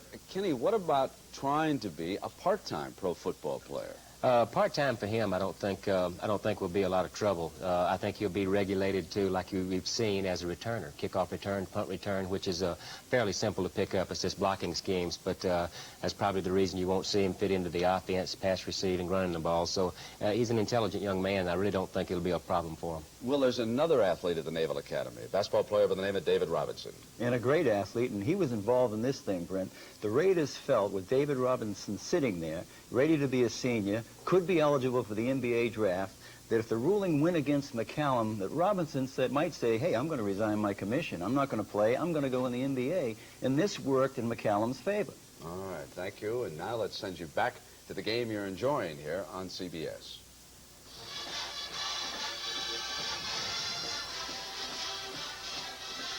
The Ohio University Band is entertaining, and at halftime you're going to see Joe Theismann visiting with Jim Kelly. CBS Sports coverage of NFL football continues after this message and a word from your local station. Jim Kelly signed with the Houston Gamblers for more than $4 million. Got part of that money. He signed for 5 years with Buffalo for about $8 million. And Joe Theismann visited with him yesterday. Jim Kelly brings something to the Buffalo Bills. He's brought something. And the term leadership comes up. What is your definition of leadership? Well, as a person that doesn't try to get bossy, I try to instill in all my players, you try not to be too pushy about things, and you try to let them know what's on your mind. When we're out in the field, I try to get everybody psyched up for the next series, saying, come on, let's take this ball down the field. Not so much the raw type of player, but I try to get in their minds all the positive things about football, positive things about themselves that they try to hold back. You've signed the largest contract in the history of the National Football League. What are you going to do with all that money? What I've always wanted to do was retire my father. I finally told my father that he will not come to any of my games unless he's retired. He said he has 3 more years left. I said, Dad, you don't have any years left. I said, as of today, you're retired. You went through enough stuff, raising 6 boys. Now it's time to sit back, relax, enjoy life the way it's supposed to be. When you were a kid growing up, and think of the dreams that you had, is where you are today a dream come true for Jim Kelly? I've always wanted to be a pro quarterback. I've always had the dreams of playing pro, being a professional quarterback. Everybody in my family, as far as me and my 5 brothers, we all want to be good enough to be able to take care of my mother and father. My oldest brother, Pat, played for a few years, but I was lucky enough to play the position of quarterback. I had an alternative, whether to play linebacker at Penn State or going to play quarterback. And my brother, Pat, said, the money is in quarterbacking. Thank God I listened to him. But I'm excited. I mean, this is something I've worked hard for. If I can go back to a couple of days ago on my radio show, somebody asked me about that. Well, you're making $7.5 million and you're making so much on a radio show. What do you do with the money? Why should you get this much? I said, hey, when growing up, you always have your goals you want to do. I've worked for everything I've ever got. I've always wanted to make enough money where I could take care of my family and have a good time doing it. I said, and if you're complaining about what I'm making, why didn't you do that when you were 10 years old? Why didn't you set your goal that you want to play football and play quarterback? Now you're not. Now you're complaining? I said, I'm not complaining. I'm having a good time. There he is. He was 4 out of 6 in the first half. 69 yards, most of them on the flea flicker, however. Hasn't been Kelly's passing, which has really told the story of this game, Joe. It's been the 2 missed field goals by St. Louis. One of them that people call a chip shot. I never used that phrase, but they weren't even rushing him. And here's a guy who was drafted number 2. They gave him all that money. I know the St. Louis contingent here, they are really wild about that kicker missing 2 more here today. Well, you just can't afford, you can't squander opportunities. Your football team's not winning. It's not putting points on the board. You cannot squander, I'll call them chip shots if you don't want to, when you're that close. Well, they crossed the 50-yard line 3 out of 4 times they had the ball. They're moving the football. They're doing the things they have to as an offensive unit to get out and get the ball down the field. The problem is they just can't crack the end zone. Scott Norwood will kick it off, and the beat men are Sikahema and Carl Carter rather than Stump Mitchell. There's Norwood. He had a 35-yard field goal in the first half, and then Buffalo scored on a 2-yard run by Moore. Carl Carter is deep. Mitchell, you saw banged up toward the tail end of the first half. Carter's a rookie out of Texas Tech, the number 4 draft pick. He'll be blocking for Sikahema from the 10 to the 20 to the 30. Boy, he can run by people, and he gives Neil Lomax a good starting spot as Bellinger made the tackle. Let's look at the play that turned the first half around. It was a 4th down pass play, and instead of St. Louis having the ball, it went over to Buffalo, and then they scored. The thing to remember here, it is 4th down. St. Louis does a fine job. There's the fake into the line by Bell. Kelly moves around outside. Now, Nunn gets him around the waist. Now, the whistle starts to blow, and he drives him 4 more steps, and that's why they What threw the you flag. see is not the hit. You see him being driven into the ground. That's what Tunney threw the flag on. And the ball with Otis Anderson in the lineup is at the 37-yard line. And Anderson is out on the wing and catches the ball under a full head of steam, delivers a big hit against George Frazier. The Cardinals were hoping that Anderson would not play. Penalties, 5 for St. Louis, 3 for Buffalo in the first half. 5 crucial penalties for St. Louis. A couple of holding calls really hurt, plus roughing the passer. Look how they had the ball for more than 7 minutes longer than the Bills had it. St. Louis has accomplished what they want to as far as keeping their offense on the field, but they just have not been able to come up with any points. They're down 10, and they've moved the ball and kept it away from the Buffalo Bills offense. 2nd down and 4, a 6-yard pass play to Anderson, who's the tailback now behind Farrell.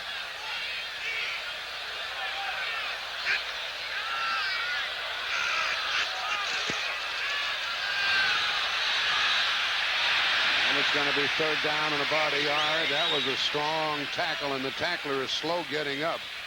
And that's Charles Rome. He's not that large. Well, they've got him at 190 pounds, but when you tackle Anderson, you know you've got your arms full. Yeah, you're 190. You're going at a guy who's 225, bigger than you are, taller than you are. Got a pair of legs on him like 2 trees. It's going to give you a little bit of a headache. So Romes comes off the field, replaced by Bellinger. 3rd down and 2.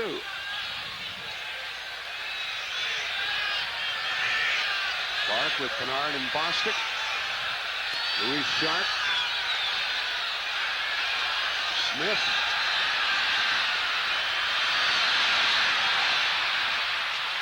There's a missed tackle and a 1st down. One of the Buffalo people had Anderson, but it is really difficult to stop him one-on-one. That was Frazier who ran by him, number 52. St. Louis understands their problem with their wide receivers, so what they're doing is they're putting their offensive line out in front of their backs, getting them the football. Nothing more than you'd want is to have Otis Anderson out in the open field with 2 blockers. Otis Anderson was hurt in the Ram game, didn't play against Atlanta, and we're going to get word about Mitchell. He was shaken up a bit in the first half.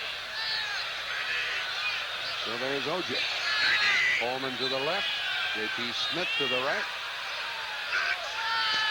1st down pass. Short again to Farrell. More yards. Out of bounds. That's all they're doing. They're really picking them apart, but they can't get across the goal line. Well, they have. This is a very important drive for St. Louis. They've come out. They've stalled themselves, really. Buffalo hasn't stopped them all day. Now at the beginning of this half, they're moving the ball again. They have got to get some points out of this drive, or else their attitude is just going to start to dwindle very rapidly.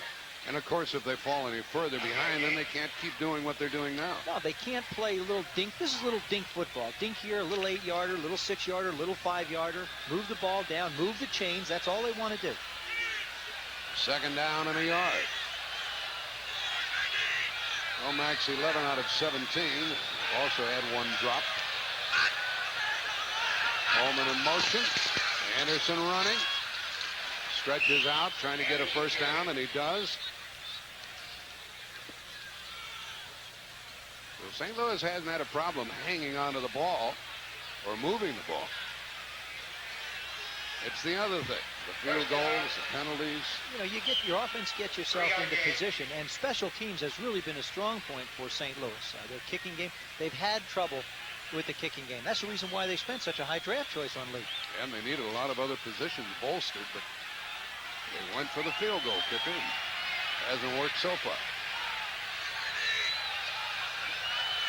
1st down call here. Marsh, the tight end on the right side. Good faking. Plenty of time, and it is caught on a comeback effort by J.T. Smith. You can see those veteran receivers, and he's in his 9th year. They know how to come back for the ball. Oh, he's played very well. He does a nice job of driving Rodney Bellinger up the field.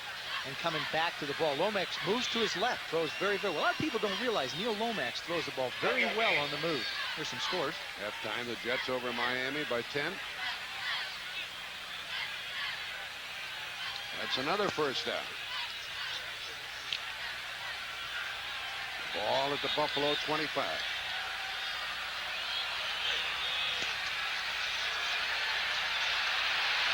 O.J. very patient with his run, and he got what was there. Used the blocking very well, and Martin Bayless made the tackle, a 4-yard gain. You wouldn't believe he got 4 yards. Looked like they had it strung out, stopped at the line of scrimmage, but the guy is so big and so powerful. If somebody hits him, he's going to pick up a couple of additional yards anyway. Schaffner sending in the play, 4-5. We'll have to wait and see what that means. You gained 4, let's get 5 this time. That's I what think he's that's saying, what right? it means, yeah. Meanwhile, the Buffalo play calling system is really complicated. We get into that a bit later on. Jim Kelly's had a difficult time coping with it, learning it. 2nd and 6 here. Smith to the left and Holman to the right. Holman still hasn't caught a ball in the throw. Marsh, the tight end, on the right side. And this is caught by Marsh. I'll say this for them. They're catching everything now. That was good for about 3, making it 3rd and short again. Doug Marsh out of Michigan. George Frazier made that tackle. Rome still hasn't returned on the corner after making that tackle on O.J. At the half, Dallas 21 and Atlanta 13. Tampa Bay leading Detroit at the half, 14-3, trying to win their first game. Denver blanking the Eagles and scoring a lot of points against them, 26-0 at the half. Rams at the half by 14 over Indianapolis. They're undefeated. 3rd down here. And 3. They've been throwing those little swing passes. Farrell goes on a wing. Anderson on that slant, turned it up nicely, and it's 1st and goal inside the 10.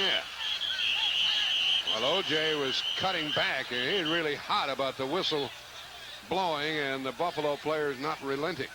George Cumby, Darryl Talley, Martin Bayless all there.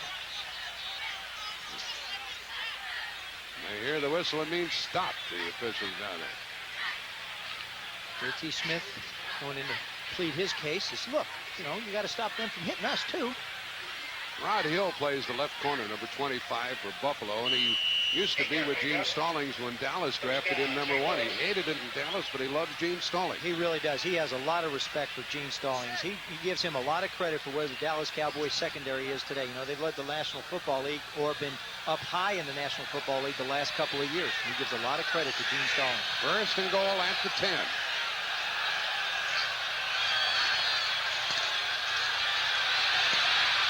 And a swing pass is ruled what?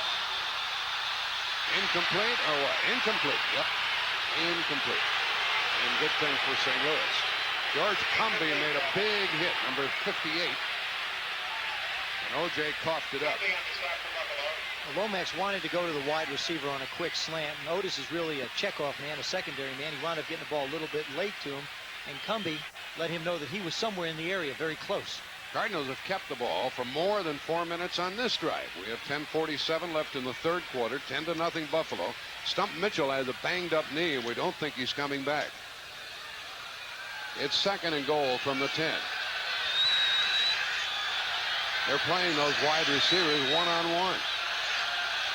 With a little help from the safety people, but they're playing the run much more strongly. And so Anderson slides down at the 10, and it's 3rd and goal. It rained most of the day here yesterday, and it's 3rd and goal, and I bet John Lee is getting nervous along the Cardinals sideline. I bet you Gene Stallings getting nervous along the sidelines. On 3rd down. Okay. You see the holes cut out of the toes of the shoes of O.J. because of the problems that this turf causes. You stop and start so much, and he does a great job of stopping and starting. That there it is right there, the little hole, and his big toes sticking out so that they don't get crammed in. They hurt. 3rd and goal from the 10. Cardinals have used that little inside handoff frequently in a spot like this. Instead, they run the ball, and it's well covered, and it's 4th down. Now a flag. Now another flag. They've been gang tackling, and they haven't been turning them loose, and it might be a personal foul against Buffalo. That's an early guess. Frazier and Marv are on top of him. It happened earlier. The officials warned the Buffalo players. They told them, turn them loose when you hear the whistle.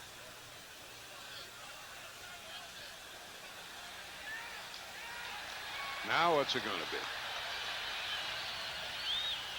If you watch the players, you never really know what it's going to be, because one player's signaling holding, the other signaling roughing, offsetting penalty. Offsetting foul, holding, 70 offense, personal foul, late hit, 78. Another defense. call. Kennard holding. Third down. Personal foul. They'll do it again. 3rd and goal from the 10. Here's Kennard holding. There you see him right in the center of your screen. He's got him. He just tackles the linebacker. Just flat tackles Frazier. Now you see the extra hits coming in. There's the hit right there. That's probably the personal foul. Freeman flying in. Got up high. Yeah. There's John Lee with the dancing feet. Maybe this time. It's 4th. It's 3rd and goal. Meanwhile, Cardinals have kept the ball for more than 5 minutes. Still don't have any points. And remember, they threw it on 3rd down. Now they're going to throw it. They ran it. Now they throw it, and it's incomplete. He threw that one away.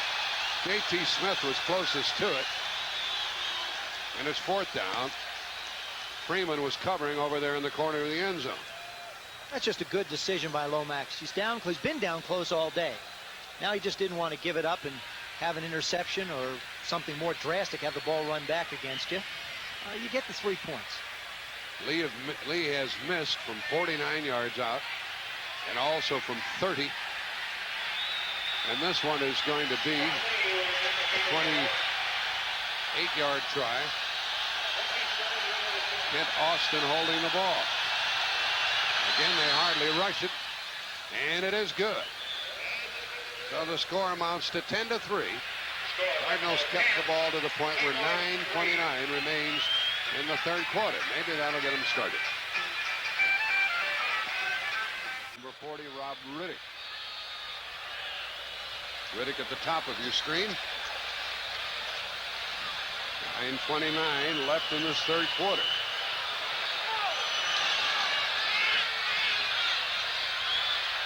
Broughton took it on the 8. Outside a little bit. And the kicker made the tackle. Well, he got him near the sideline. He got him out of bounds. Well, there's Jim Kelly taking over. And yesterday, Joe Theismann asked him about the biggest adjustment in the NFL. It's not so much the throwing part of the aspect, but the play calling. It's all numbering system. You have to call the protection for the offensive line. You have to call each route for each receiver. And then you got to give the running backs. That's probably the biggest adjustment. And then as far as meeting time, meetings before meetings, meetings after meetings, that's just been probably the biggest thing. And then interviews after practice. My average day probably runs from 7:30 in the morning to about 7:30 at night. And when I was in Houston, I was coming in at 9:30, 10 o'clock, and I was going home by 3:30. A give to Greg Bell, who picked up big yards. He had trouble handling the ball, but then got 9 yards on the gain. Nico Noga making the tackle. Buffalo seems content. If they're going to run the football, they're going to try and run it right straight at St. Louis, right up the middle, right up where Duda and Junior and Noga play the front for him. They've got to get those inside linebackers in that nose tackle, who is Galloway now, to stop him from running in that area. David Galloway back in there. He didn't play in the first 2 games. Mays and Baker. Bell again. He had to leap over people to stretch it out and come close to a first down. Now here's some of the calls that Jim Kelly has to make in the huddle. The first thing you see, I right slot, that's the formation. The second one is he's telling the line that there's a pass. The third one is check with me. That means that he's going to make the call at the line of scrimmage. And he's either going to call 36 or 37, which are the other 2 numbers. 5-8-5, that denotes what the routes of the wide receivers are going to be. Double cross tells you that that's the patterns of the back. On 2 is what the snap count is. Now, like that on every call? Just about every call comes out like that. Some a little bit shorter, but basically a lot of them that long. The Bills got a first down to their own 48.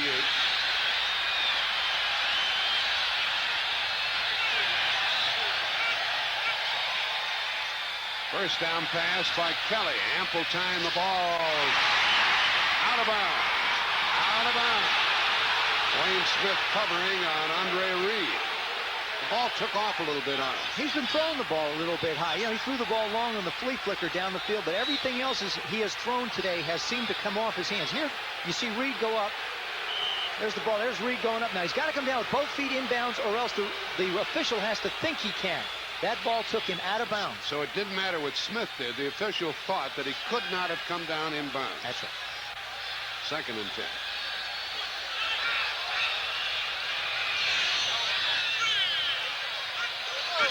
So Kelly will try it again. And he is smashed. Rushing in there was the linebacker, Anthony Bell, the #1 pick. That's the first thing he's done for the Cardinals. He's the #1 out of Michigan State on the 3rd sack. You see Bell come in from the left of your screen. Also, Baker comes around. Now, in the top left, you'll also see the blitz from the safety. There's Smith again coming in. They're putting a lot of pressure. They feel like they've got to get to Kelly with their linebackers and with their secondary. They can't give him time to throw. It is 3rd down and 18. Dennis Thurman checks in defensively for St. Louis.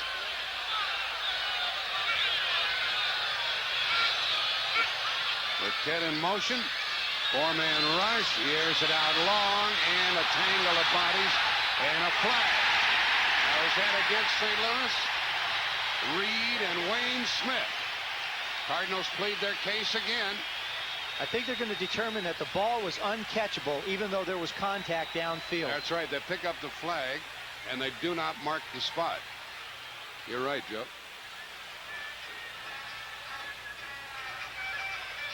No flag. Pass was uncatchable. 4th down. Uncatchable. Let's watch it.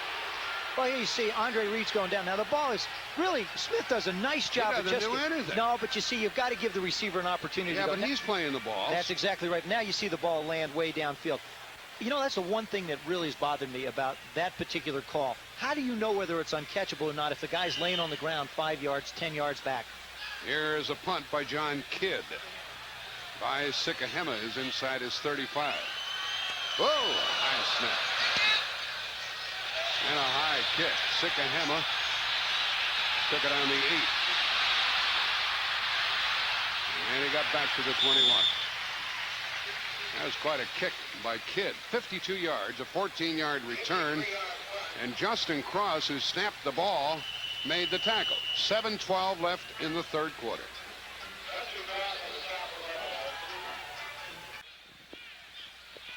Well, I'm sure the whole football world thinks that this is going to be a good one, with the Giants traveling to meet the Raiders out in the Coliseum. The Raiders haven't won, and there'll be fire coming out of their ears and their nose and their eyes. Yeah, that comes out of their ears, nose, and eyes anyway.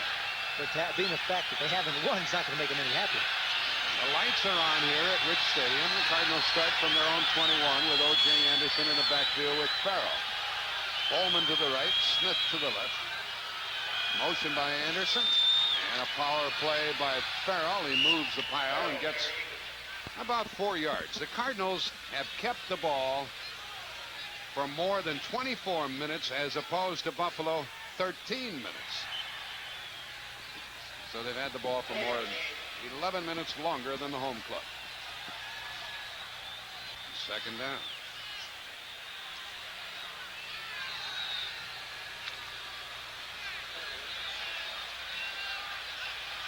Still haven't been able to get the ball out to Holman, the rookie wide receiver, who's to the right.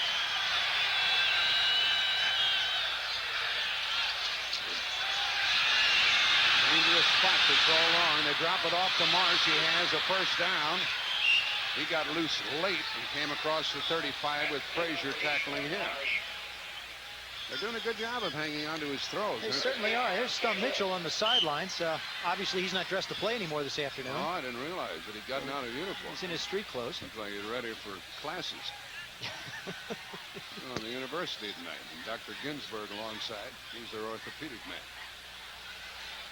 Well, Marsh caught the ball and went out to the 36. Lomax did a real nice job. Actually, Marsh was the 3rd receiver. Did a good job dumping it off to him. And a 1st down call. And Marsh on the left side. Another pass.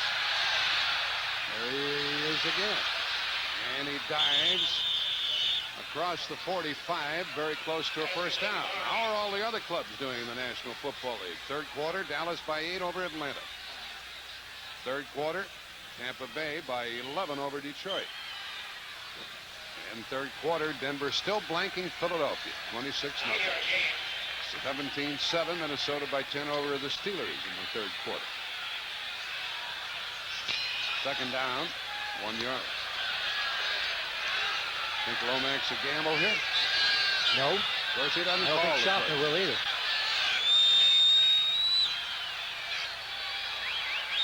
They really stack up against the run. They run nonetheless, and they lost a yard. Earl Farrell could go nowhere. Frazier led the way along with Eugene Marr, both linebackers. He got back to the original line of scrimmage, 3rd and 1. Better try something else. Yeah, you know, Marv, Smurless, Gumby, the middle of that Buffalo defense. They've given up a lot of yardage, but they're really tough when it comes to third down situations. When I played against the Bills, that was the situation that I was afraid of the most. You talked earlier about a quarterback sneak in this kind of a situation. I got my bell rung with quarterback sneaks against this team. It is 3rd down. Greg LaFleur is the extra tight end for the Cardinals. Very tight formation. Running play to O.J. 4th down. Trying to get outside, and the other linebacker, Talley, got it. You know, you can't run into a line like that. Well, you know, it isn't so much any blocking or anything. You see Talley, second man in from the top of your screen. He just fires in the inside gap of the tight end. There, he's got the penetration into the backfield. You see his feet now. There goes O.J. down for a 2-yard loss. Well, that's a great individual effort by an outside linebacker. Here's a punt from Arapastathis. Walter Broughton is back. He's had a terrible return average. He's inside the 20.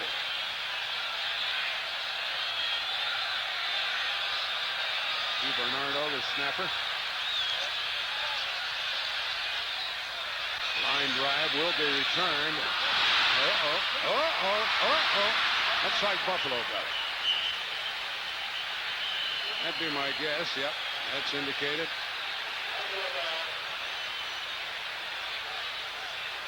Here he tries to make the play. The ball, it's a wobbly kick. It's not a spiral. He stays with it. Now he jumps on it. And he's actually going to hit it with his hand.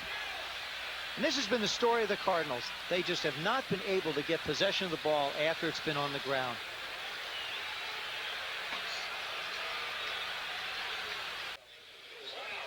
There in the lower part of your screen, you see that's Fred Smurless, the all-pro nose tackle for Buffalo. Watch the penetration. This is what happens in the trenches. Everybody talks about the trenches. There he fires into the line. Does a complete 360, does a complete somersault, tries out for the Buffalo gymnastics team. That's what you call giving your life to the city of Buffalo. The ball's at the 28. It's a first down with Bell, the tailback. Moore, the upback. And Bell runs outside and gets away from Leonard Smith. And gets some good yards as a result.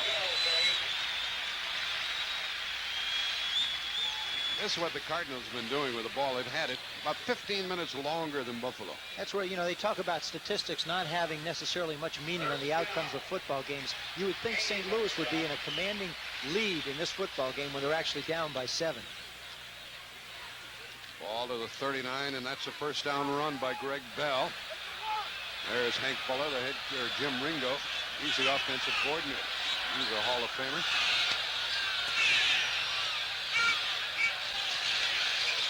And Bell again. Look at that hole. A few missed tackles by the Cardinals now. And this defense hasn't been on the field that long. Charlie Baker finally finished it off along with Wayne Smith. Here again, you can see the offensive line fire out. They're really handling Baker and Baker on the right side. You see, now here's the outside linebacker right to the right of your screen. You just can't give up that much ground. There's really nobody for anybody to hit coming through the hole. That's not the first time we've seen that. No, Charlie Baker's been on roller skates all day. Somebody asked the head coach of Buffalo, Bulla, if he was going to let the quarterback call the plays. He said, yeah, if they give me a long-term contract.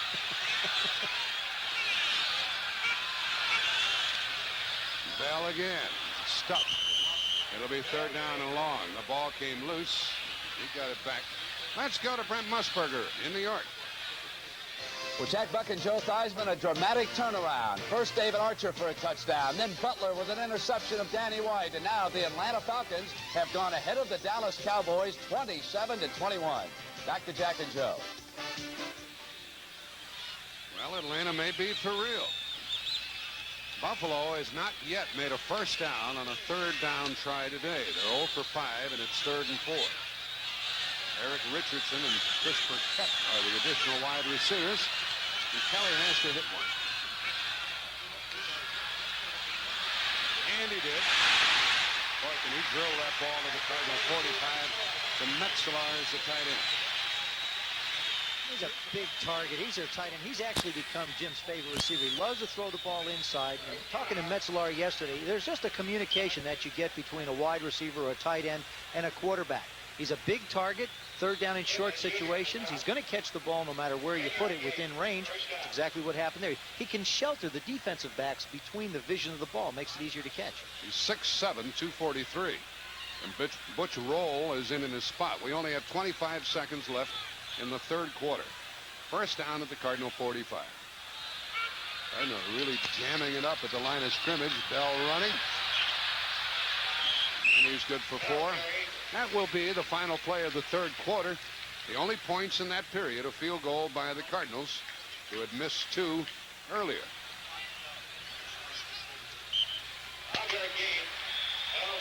Five-yard gain, 2nd and 5 coming up at the start of the last quarter.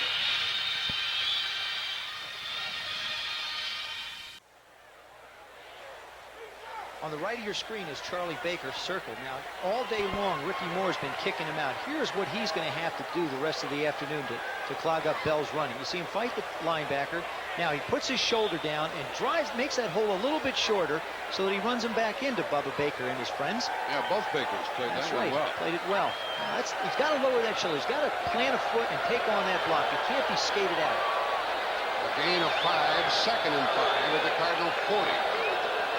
Carl Byron is the up back now. It's Bell the tailback. Bell again. Oh, a big hole. And he has another first down apparently. Let's see where they mark it. Ken Jones and Jim Richer blocking on the left side with Kent Hull, the center. Really making good blocks. Well, also, you look at the Cardinal defense. After 2 games, they're ranked 12th in the National Football League, but that's a little bit deceptive. They're ranked 27th against the run, number 1 against the pass. People have been running the football against the Cardinals, and it looks like Buffalo is going to try and pound it out and keep their offense on the field a little bit. Yeah, they have third down and less than a yard. The Cardinals have had the ball for almost 12 minutes longer than Buffalo, and the Cardinals have gained 207 yards, and Buffalo 138. But the Cardinals have had the game's only turnover, and that really turned it over.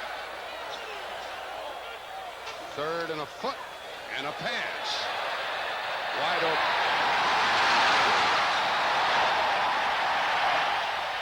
Gary Wilkins caught it, and Lionel Washington tackled him. Well, that's play calling of the sort that we haven't seen from the Cardinals today. That's exactly right. It's a little bit of a gamble, but you're way down in.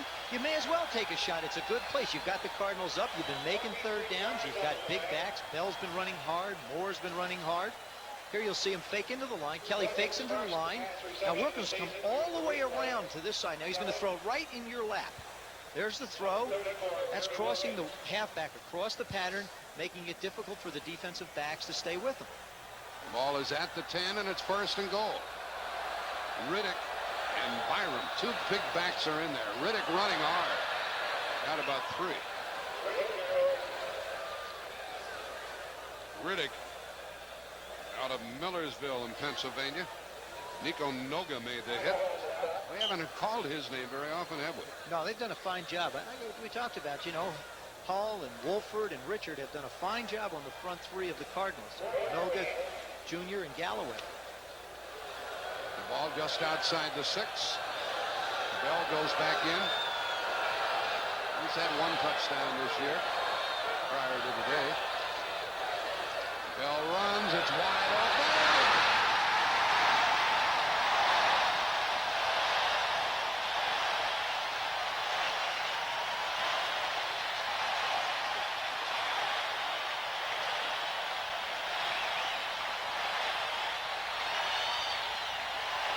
16-3. Leonard Smith missed the tackle at the line of scrimmage.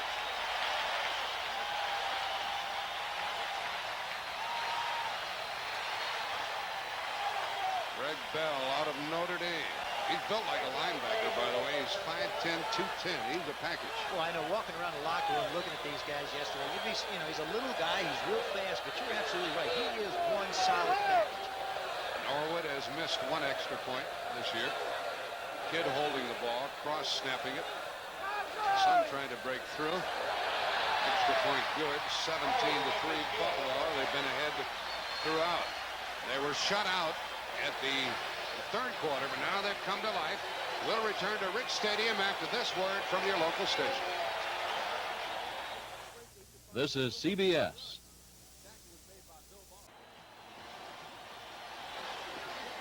$65,000 here, and they're going wild as Buffalo tries to win their first game of the year.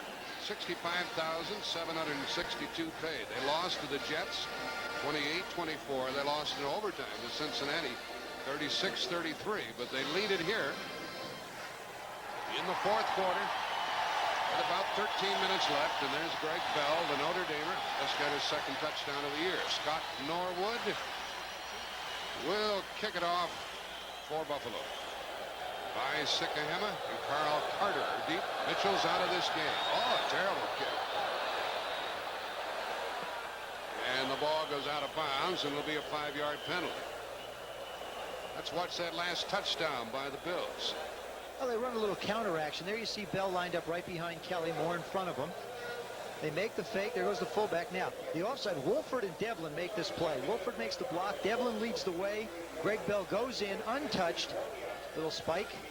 Cardinals really gambled on defense, didn't they? They have to. They have to get their secondary involved. That's the way they feel like they can only put pressure on the quarterback. When you gamble and bring your secondary people up in support, if a guy breaks through on the run like Bell did, then it's going to be clear sailing. Now the kickoff will come from the 30-yard line. There's no doubt that the presence of Jim Kelly has changed this franchise around. They've been flat on the back. 2-14 last year, 2-14 the year before. Their next game, by the way, finds Kansas City coming in here. Then they play at the Jets. The Cardinals' next game is Monday night, a week from tomorrow, at home against Dallas. That's right. The thing about Buffalo, if you walk around, as we have all the last couple days, and talk to their players, the presence of Jim Kelly alone has made them feel better and more self-confident. This kick heads for Carter. Took it on the 19. The rookie's across the 30-yard line and blasted back by Tony Furjanic, the linebacker. There's Kelly. He pumps it up along the sideline, too, doesn't he? He arrived on the scene. Ralph Wilson there, the owner. And they've generated more than $1.5 million extra dollars. They've lined up to buy tickets. They can seat 80,000 in the stadium. He's a real celeb over here. And how celebrity conscious are they now? Even the cab drivers here are dressing up in tuxedos. He has changed the profile of the city. Now Lomax from the 32. And incomplete. And a flag. Rod Hill was covering over there on Scott Holman, who's trying to catch his first pass in the NFL. Now they talk it over. Was it overthrown? Could it have been caught?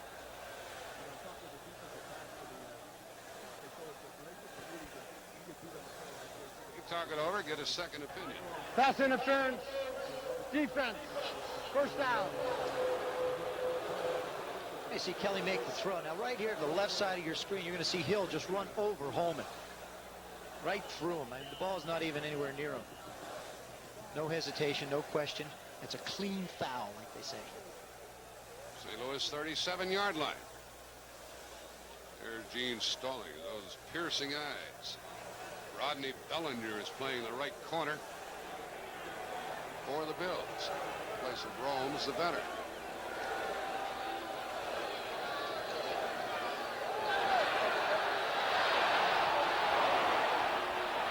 J.T. Smith, what a catch, what a play. This guy's been hurt all week. Lomax ends up on his back. What a big play with Rod Hill covering, and a flag is down back upfield, and it's against St. Louis. What an effort by those two. A 52-yard pass play is called back.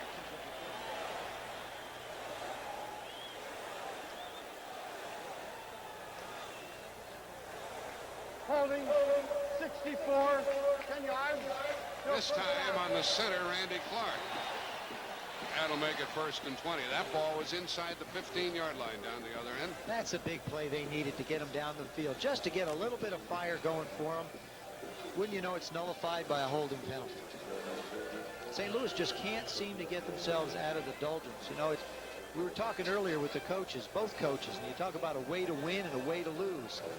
Every team has to develop an attitude. You better develop it early when you're a new coach with a new football team. That's the 6th penalty against St. Louis, totaling 47 yards. They had roughing the passer. They've had holding 3 different times. And it's 1st and 20. Dropped off short to Farrell, and he held on to the ball.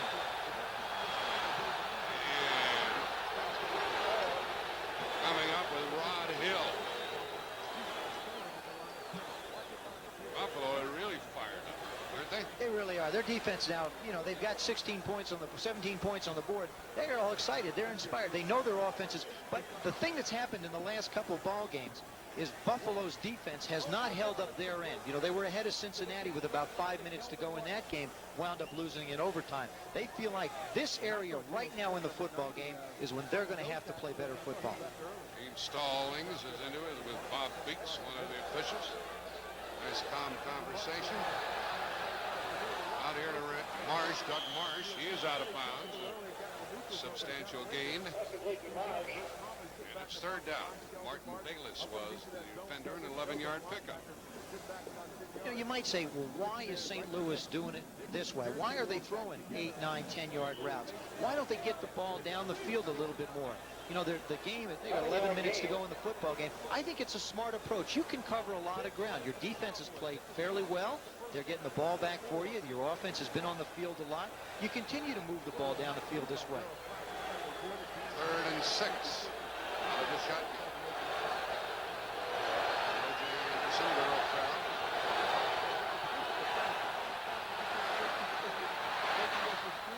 And a 1st down near the 40-yard line, and that's the first pass reception ever for Scott Pullman. 18 yards. He's the rookie out of Oregon, and that's #1 for him, and quite a throw by Lomax. Lomax looks like he's more comfortable. Here's the defense. They're in what's known as a double zone. That means the corners are up, the safeties are back. Pullman at the top of your screen does a nice job of getting up the field, makes the turn, sits in the hole. Lomax puts the ball actually in the air before he made the turn. Nice pass completion. 1st down at the Buffalo 40, and Lomax is 18 out of 26.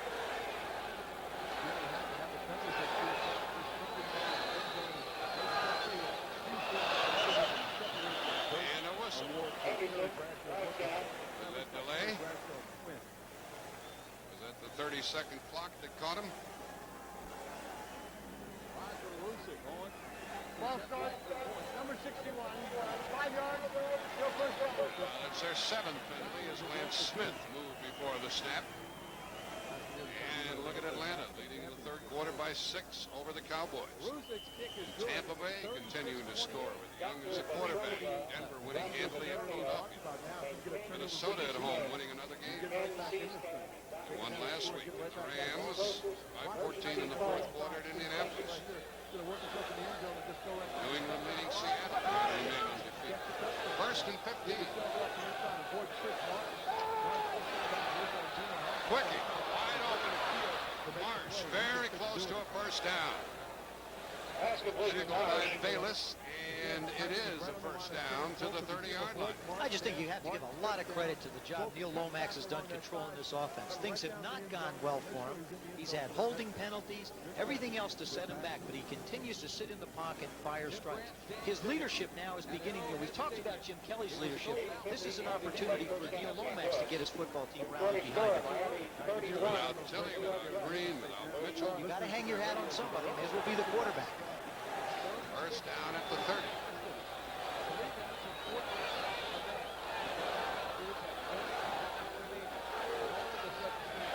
Four-man rush and a draw play. Breaks wide open with Farrell. And the ball came loose, but the play is dead at the 21-yard line.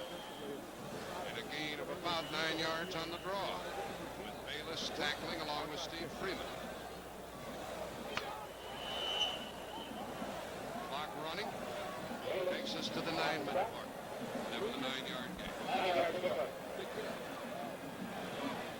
This has been the problem area for the Cardinals all afternoon. They get down towards the red, we call it the red area, the other team's 20, 15-yard line. They wind up making mistakes. They can't afford it anymore. Second and 1. Motion by Sikahema. Fake by Lomax. Throws to Farrell. That's a first down. Flag goes down. Mark that forward progress enough for a first down. Flag came down late like it might be a face mask. Yep. See the Cowboy productivity here. First Good guess. 14 points. Today. Great. Now tack that one on. Stops the clock with 8:29 remaining. Which is as important as anything. If Farrell was in the field to play, the clock would have continued to run, so you figure they'll lose 30 seconds. At this point in the game.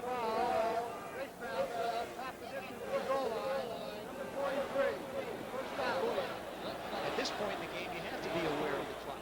Because you're down by 14. You score now, you're right back in it. Bayless was caught with a face mask violation. Humby is trying to get that Buffalo defense fired up as they place the ball at the 8, first and goal. St. Louis needs a touchdown. I'll say they trail by 14. Nothing else will do.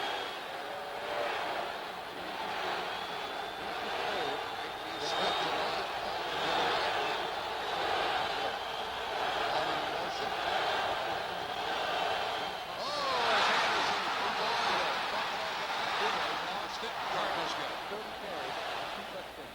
Anderson probably looking up to see where he was going, and that makes it first and goal back at the 16. He lost 8. Gene Stallings has got to be saying, what else can possibly happen?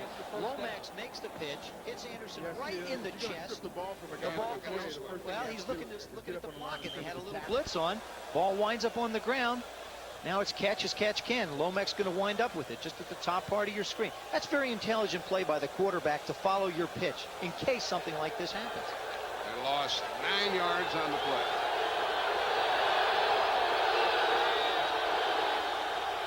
Second and goal.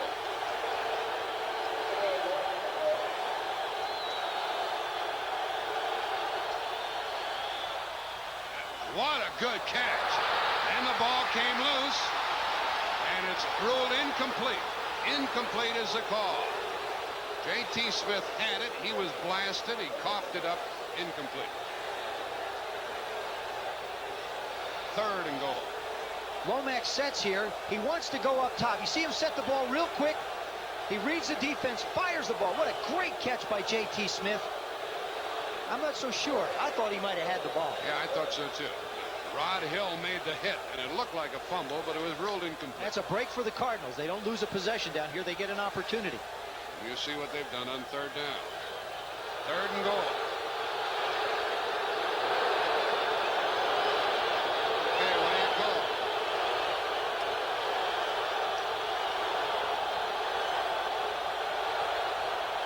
Three-man rush.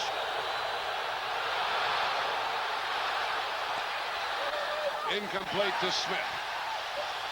Smith is howling in the end zone that he'd been interfered with. That was third down. Bruce Smith and Jerry Boyarsky were after Lomax. There's a lot of groaning going on down there, isn't it? Well, the coaches are trying to decide. Do you go for it on 4th down now? Do you kick the field goal? What do you do? You pretty much committed yourself. It looks like they're going to go for it on 4th down. I wonder what happened to J.T. Smith that caused him to complain so much. He probably did get bumped around while he was being covered. The problem is when a quarterback breaks out of the pocket, all that downfield touching stuff doesn't count. See, Lomax makes the throw. He probably got hit prior to that.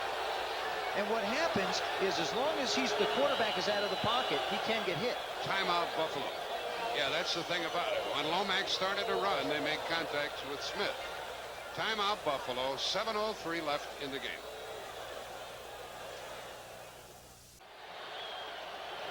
Even though we have 7:03 left, the game comes down to this. The ball is at the Buffalo 17. And it's 4th and goal from there for the Cardinals to trail. 17-3. There's Stump Mitchell, who's out of the game, hasn't played in the second half. Cardinals have to get into the end zone. They pass by the field goal opportunity.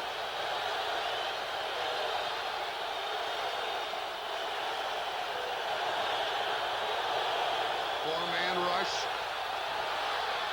End zone. Marsh can't get it. Incomplete over the head of Doug Marsh with Hill and Freeman covered. Ball goes over to Buffalo.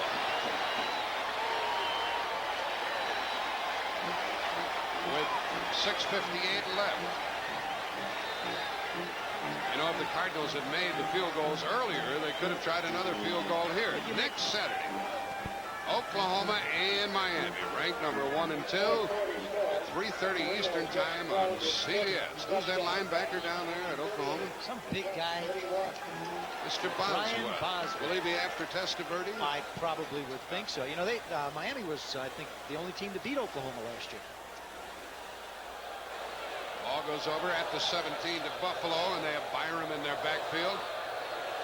And the Cardinals figured that Kelly's not going to put the ball in the air, really cover the run. Now the clock will start to kill St. Louis, and the Cardinals will be 0-3 probably heading into the Monday night game against Dallas. Well, you don't know. I think that is a little presumable. There's 6:39 left to go in this football game. If the defense can get the ball back, make something happen for them, then they've got a chance still. New England leading Seattle.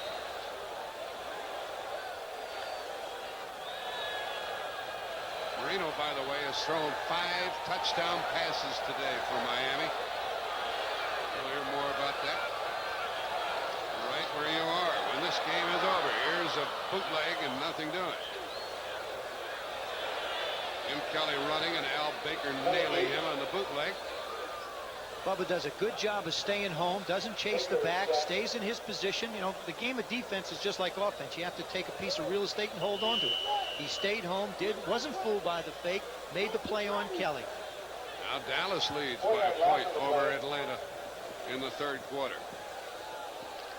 And Tampa Bay may win their first game. They're 11 ahead of Detroit in the fourth quarter. This is 3rd down and 13. Will they throw it here? I think he will throw it. You know, we saw him throw on short yardage when it was 3rd down. Why not now? I don't think so. And the delay is covered. Byron carried. And they'll leave it up to the punting team and the defense and the clock. That's true. You're absolutely right, Jack. I had a feeling they'd put the ball in the air, try and get it up the field a little bit more. It was up to him. He'd have thrown it. No, that's what I'd say. Quarterbacks think like quarterbacks. What can I tell you? Yeah. I mean, you know, we put it up in the air. You know that was called from the sidelines. John Kidd is punting, and the Cardinals probably will be going after him. This is the 4th punt of the day. He's averaged 51 yards a kick. They don't have enough men on the field.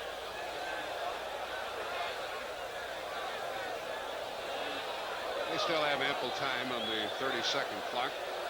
Sikahema is inside his 40. John Kidd punting.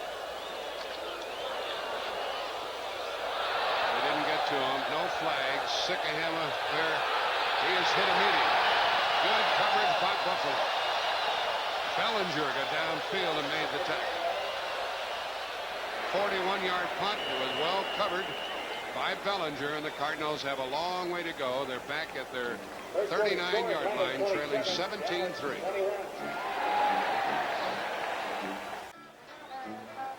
Less than 5 minutes for the Cardinals to do something about the 14-point deficit.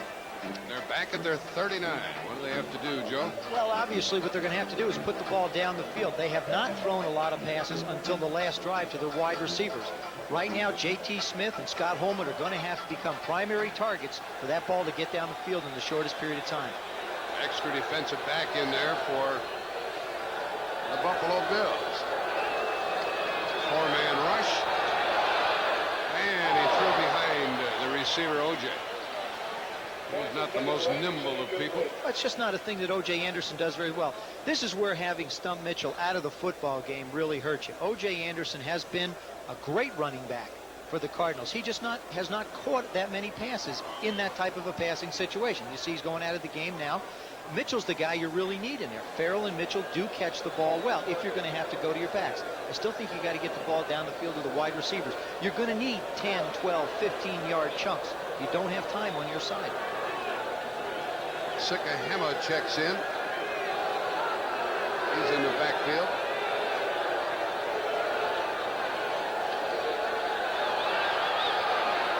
They left Farrell uncovered. He's trying for the first down. He broke a couple of tackles short of a first down. Well, let's see where they mark it. That was the second down play. First hit by Darryl Talley, the linebacker. Timeout called by the official. Stops the clock. 4:30 left. Farrell's had a good day, hasn't he? He sure has. I mean, he runs the ball well. He's caught the ball for him. We're going to have third down here. Dean Stallings, after this game, has to get ready for a Monday night game against Dallas 1 week from tomorrow, and then a game against the Giants. The Giants in St. Louis. Farrell has carried 10 times 58 yards, caught 5 passes, and run very well with the ball. I mean, a lot of verve. He has verve. That's like very good. Verve up the field. Northwest runner, or northwest, north-south runner. They're going to measure to see how far the Cardinals have to go. That much? About 1 hook to go. Second and a hook. Well, they really lost their chance a while ago when they had first and goal at the 8 in that running play. That's right, when Otis Anderson fumbled that pitch. If they got in there, they're right back in the football game. You liked the way that play was shaping up, didn't you? They blitzed the inside safeties, and I think they had the corner. The play was designed perfectly. It was run in the right area. The execution wasn't there. Now, do you get the first down here, or do you gamble for 6? Get the first down. Farrell gets the first down, breaks outside. Oh, that was a saving tackle by Steve Freeman. Otherwise, Farrell could have sprinted into the end zone. The Cardinals go into their hurry-up offense. First down at the Buffalo 39.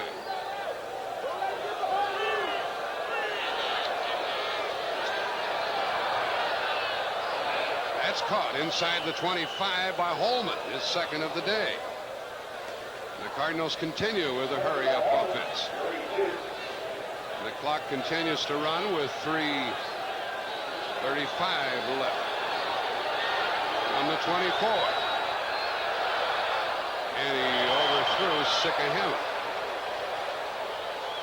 Put it well out in front of him. Well, he wants Sikahema going upfield at that time? He did, and the thing about it is Sikahema probably hasn't practiced a lot in that position with swing passes. They've had Mitchell back there, Farrell back there, and believe me, that is one of the toughest throws to make as a quarterback.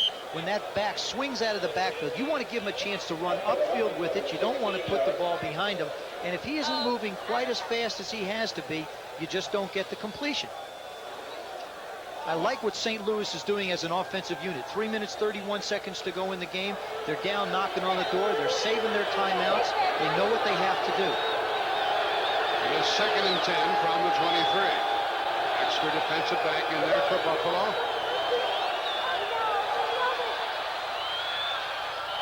And he missed Smith along the sideline.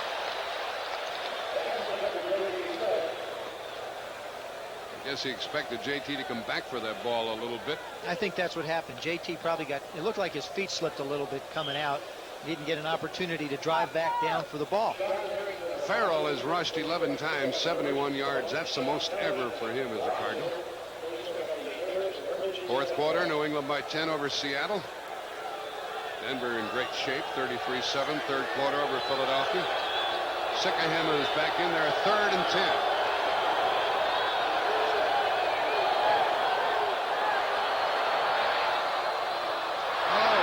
Incomplete to Sikahema.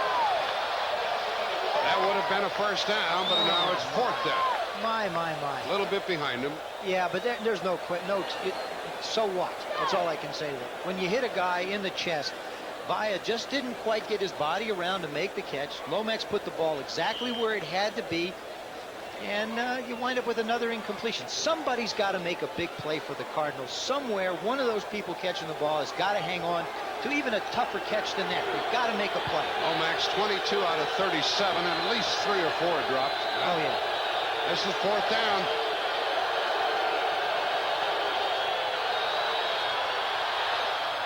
Incomplete. No flag. And now a flag is thrown elsewhere. The pass intended for Smith, but the flag is thrown in the holding area. Smith, the injured holding Buffalo against player. St. Louis. Holding. 67 offense is declined. First down.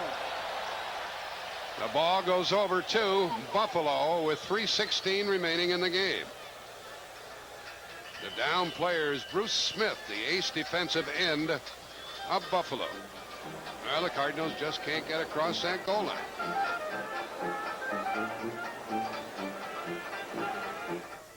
We have 3:16 remaining. Timeouts. Cardinals have 3. The Bills have 2.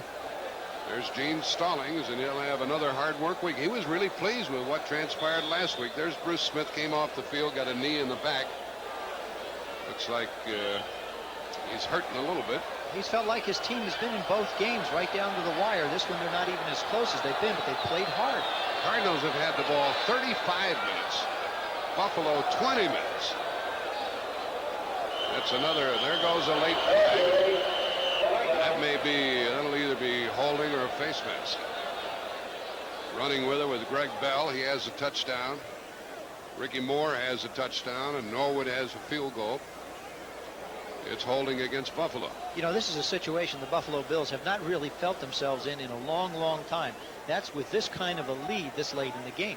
You know, they have a game coming up here against Kansas City. Holding, 35 offense is declined.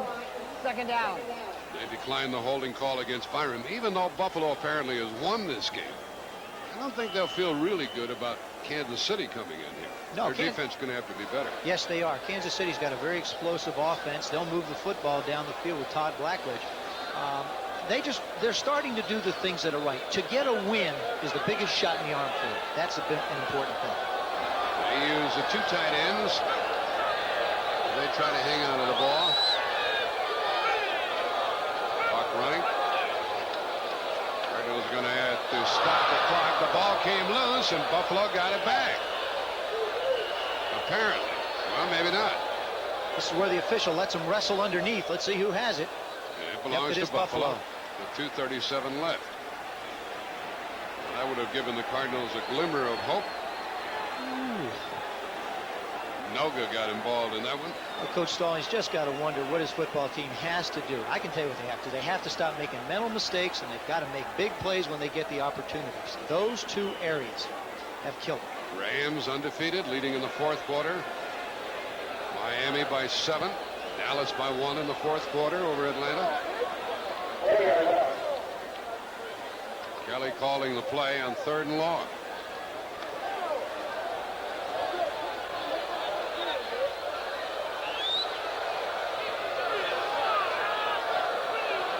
Clock down to 2:10. Byram running. I don't know what these fans want. They don't want to throw the ball, do they? I think they do. They want to be entertained. A lot of them have stayed. 2-minute warning. 4th quarter. 2 minutes left. And 4th down, and the Bills will punt it to the Cardinals.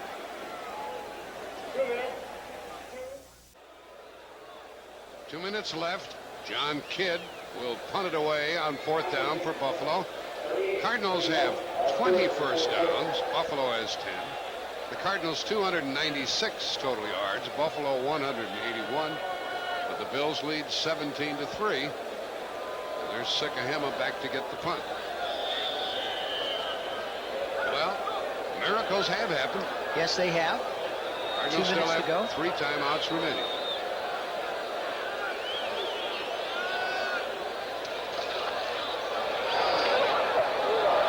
hung it high. Sikahema calls for a fair catch back at the 27. 49-yard punt. 1:52 remaining. The Cardinals are at their own 27. Tonight on CBS, 60 Minutes. And then George Washington, Part 2, The Forging of a Nation. And a feature, Walter Cronkite at large. Amelia Marcos will be featured on 60 Minutes. She'll be interviewed and talk about all those shoes. 3,000 and some odd pair, I guess. She's got almost as many as Hank Strand. Coming up next, the Giants at the Raiders. Here on CBS, first down pass, screened out here to Sikahema.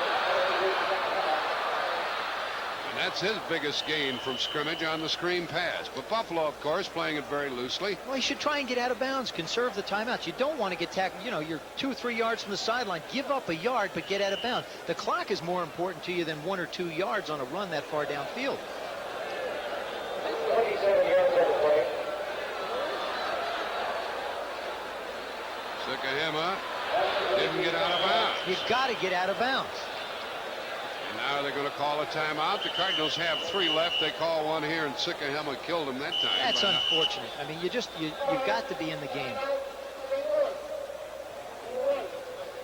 That's the mental aspects of the football game that you talk about. You know, everybody has got to understand that part of the football game. When you're moving the ball down the field, you want to be able to conserve your timeouts, and you just have to get out of bounds. Both times. 1:14 remaining, and the Buffalo Bills about to win their first game under their new quarterback, Jim Kelly. And we asked him yesterday how many he thinks his team is going to win in 1986. We have a potential of getting in double figures and win, Colm. There's no doubt about it. It's just a matter of everybody sticking the team, and the biggest thing, you know, every team faces injury. If we can stay healthy, if Jim Kelly can stay healthy, if my receivers can stay healthy, I think we definitely have a shot at the playoffs.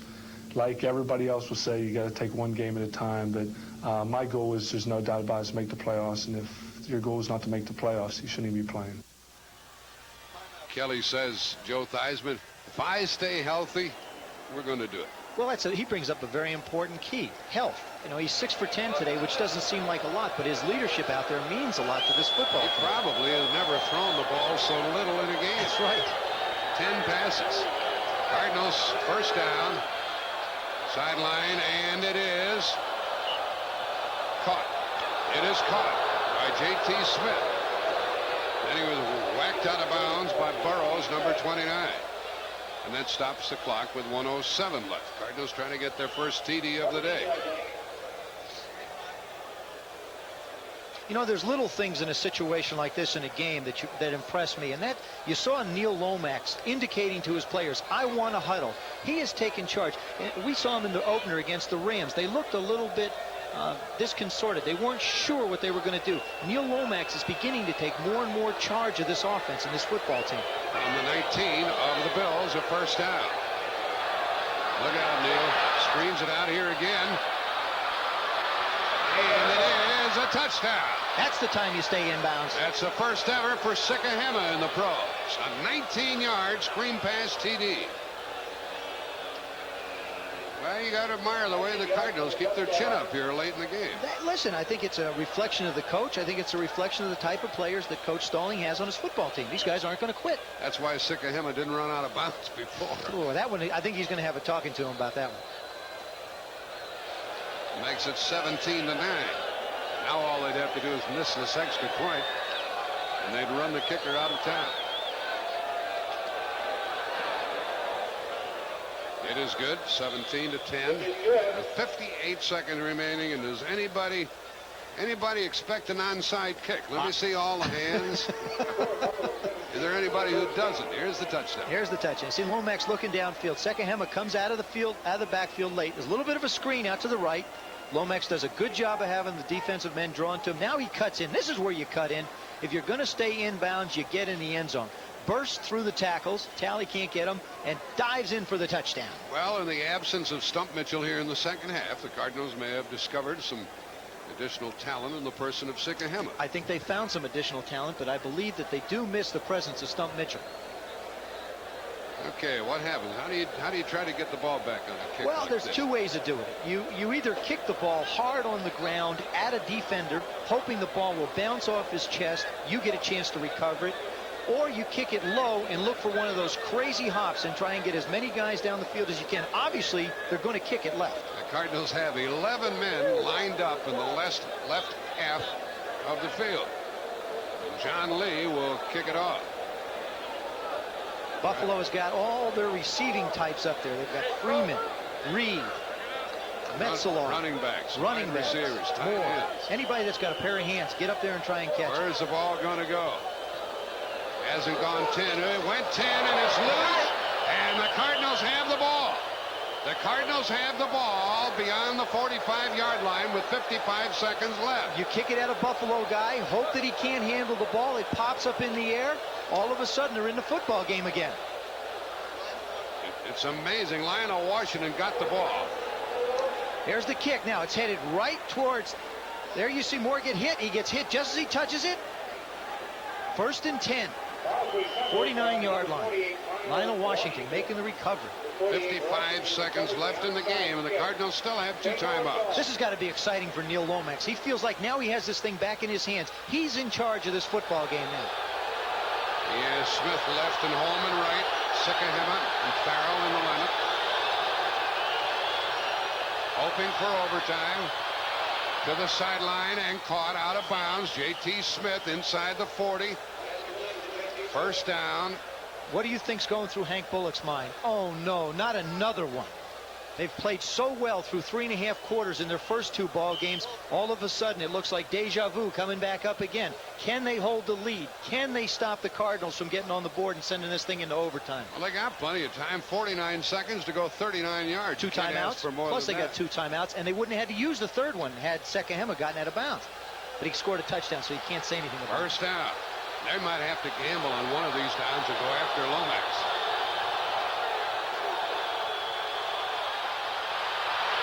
He threw it away. Good job. Did a good job of throwing it away as Sean McNanny came racing in after him.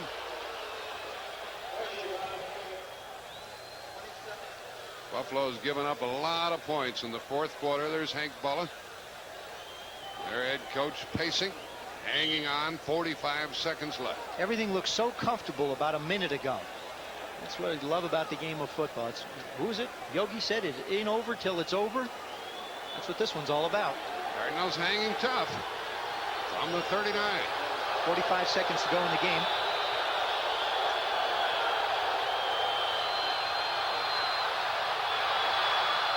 Oh, and it's dropped by Sikahema. He had it and was trying to rush to the sideline. That's what he was trying to do, and it's 3rd down. Cardinals have had the ball 11 times. 8 times they have crossed midfield. With it all, they have 10 points, and they trail by 7. It's 3rd down. What they really can't afford here is a penalty, a holding call, or anything of the sort. No, they can't afford a penalty in this situation. What they really need is some kind of a completion. 10, 12, 15-yard completion to put them in range where they can use their timeouts. They have 2 timeouts left. Buffalo content to play zone. And he overthrew Smith. It's 4th down. Smith got in between Freeman and Bayless. The ball zipped by him, and it's 4th down. And if Smith had caught that, Freeman would have tattooed him one right in the chin, I think. 34 seconds left. 17-10 Buffalo. Gene Stallings directing play. Coming up when this one is over, the Giants traveling to the Raiders. And more good football coming your way on CBS. 4th down. They don't need any more than a 1st down. That's exactly right.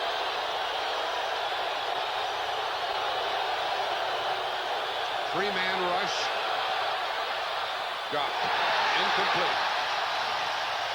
That's where you really miss a guy like Stump Mitchell. I think that makes the biggest difference in this football game. Nothing against Visekahema, but it's a situation he has not been in. He's a rookie. These are Mitchell plays. These are. They're designed to go to the backs. The one across the middle. This one here, it's going to help him as time goes on. But like any coach or any competitor would say, geez, I wish I could have it now. I'm sure he would like to have back a couple passes. Maybe not even the 2 he had on this drive, but the one on the previous drive when he would have gotten the first down and got out of bounds. Well, Sikahema caught 36 passes last year in college. That's just a tough thing for a young man. It's an educational process when you play in the National Football League as a rookie. There are lots of things you have to go through, and this is one of those tough situations. Cardinals lost the last 2 at the end of last year. Now they've lost the first 3. They have a tough assignment 1 week from tomorrow. Cardinals call a timeout, but that'll be futile. 23 seconds left in the game. They're going to use them too. They're not going to give up. They're hoping for a fumbled snap from center. Kelly now will sit on the ball. As soon as he takes the snap, he's just going to go down. They're not going to try and hand off at all. Buffalo has got to feel good about their first victory. They've held off a drive at the end of a ball game. They have accomplished what they wanted to. The defense has stopped the Cardinals. I still have to feel very, the team's 0-3. The Cardinals have not won a football game, but they are not a bunch of guys that are going to lay down and roll over. That is a tough football team that's going to get better and better and better. One thing I don't think you can do is to get after the coach, Stallings. No, the coach can only get you ready. Once you come out in between these white lines and you start to play, it's your responsibility to make catches and make plays. The Cardinals need somebody to make a big play. I think Gene Stallings done a great job with this football team. He doesn't have the personnel that everybody thought he would have offensively. They had an excellent game plan coming in, keeping the ball away from the Bills. They did what they had to. They just couldn't make any plays. Penalties have hurt him, too. Oh, they killed him in different situations. Well, that one penalty early in the game when they called roughing the passer on 4th down, that was it, as it turns out. That one set him back. You had the fumble by Anderson. You've had a couple holding penalties when they had to settle for a field goal. Jim Tunney is keeping the players separated as St. Louis calls the final timeout. That's just frustration. The Cardinals are a very, very frustrated football team. They did everything. They felt very confident about this football. They definitely felt like they were in a position to win, as did the Bills. Joe, let me ask you, can you come into a game with only 2 wide receivers on your roster? Yeah, you can. For one game. You can't make a living. I mean, they're going to have to find somebody else to play that position. Whether they move Cedric Mack back over, off the defense, back to offense, that's a decision the coaching staff's going to have to make. There's Jim Kelly, gets his first NFL win. Well, the Cardinals... Now, let me tell you, as a quarterback in this situation, that's when it's fun to be in a huddle. Oh, yeah. Absolutely. I'd like to be the quarterback here. Let me have it. That's it, folks, and the Buffalo crowd will celebrate. They win their first of the year, and more importantly, they win it under Jim Kelly. That's his first win in the NFL, and he's going to be reckoned with. Some people think he's going to be the dominant quarterback. He threw very little today. Some people think he's going to be the final quarterback in the league. For Joe Theismann, Jack Buck, so long from Rich Stadium. Final score 17-10 Buffalo. Coming up next, the New York Giants take on the Raiders. You've been watching CBS Sports coverage of the National Football League.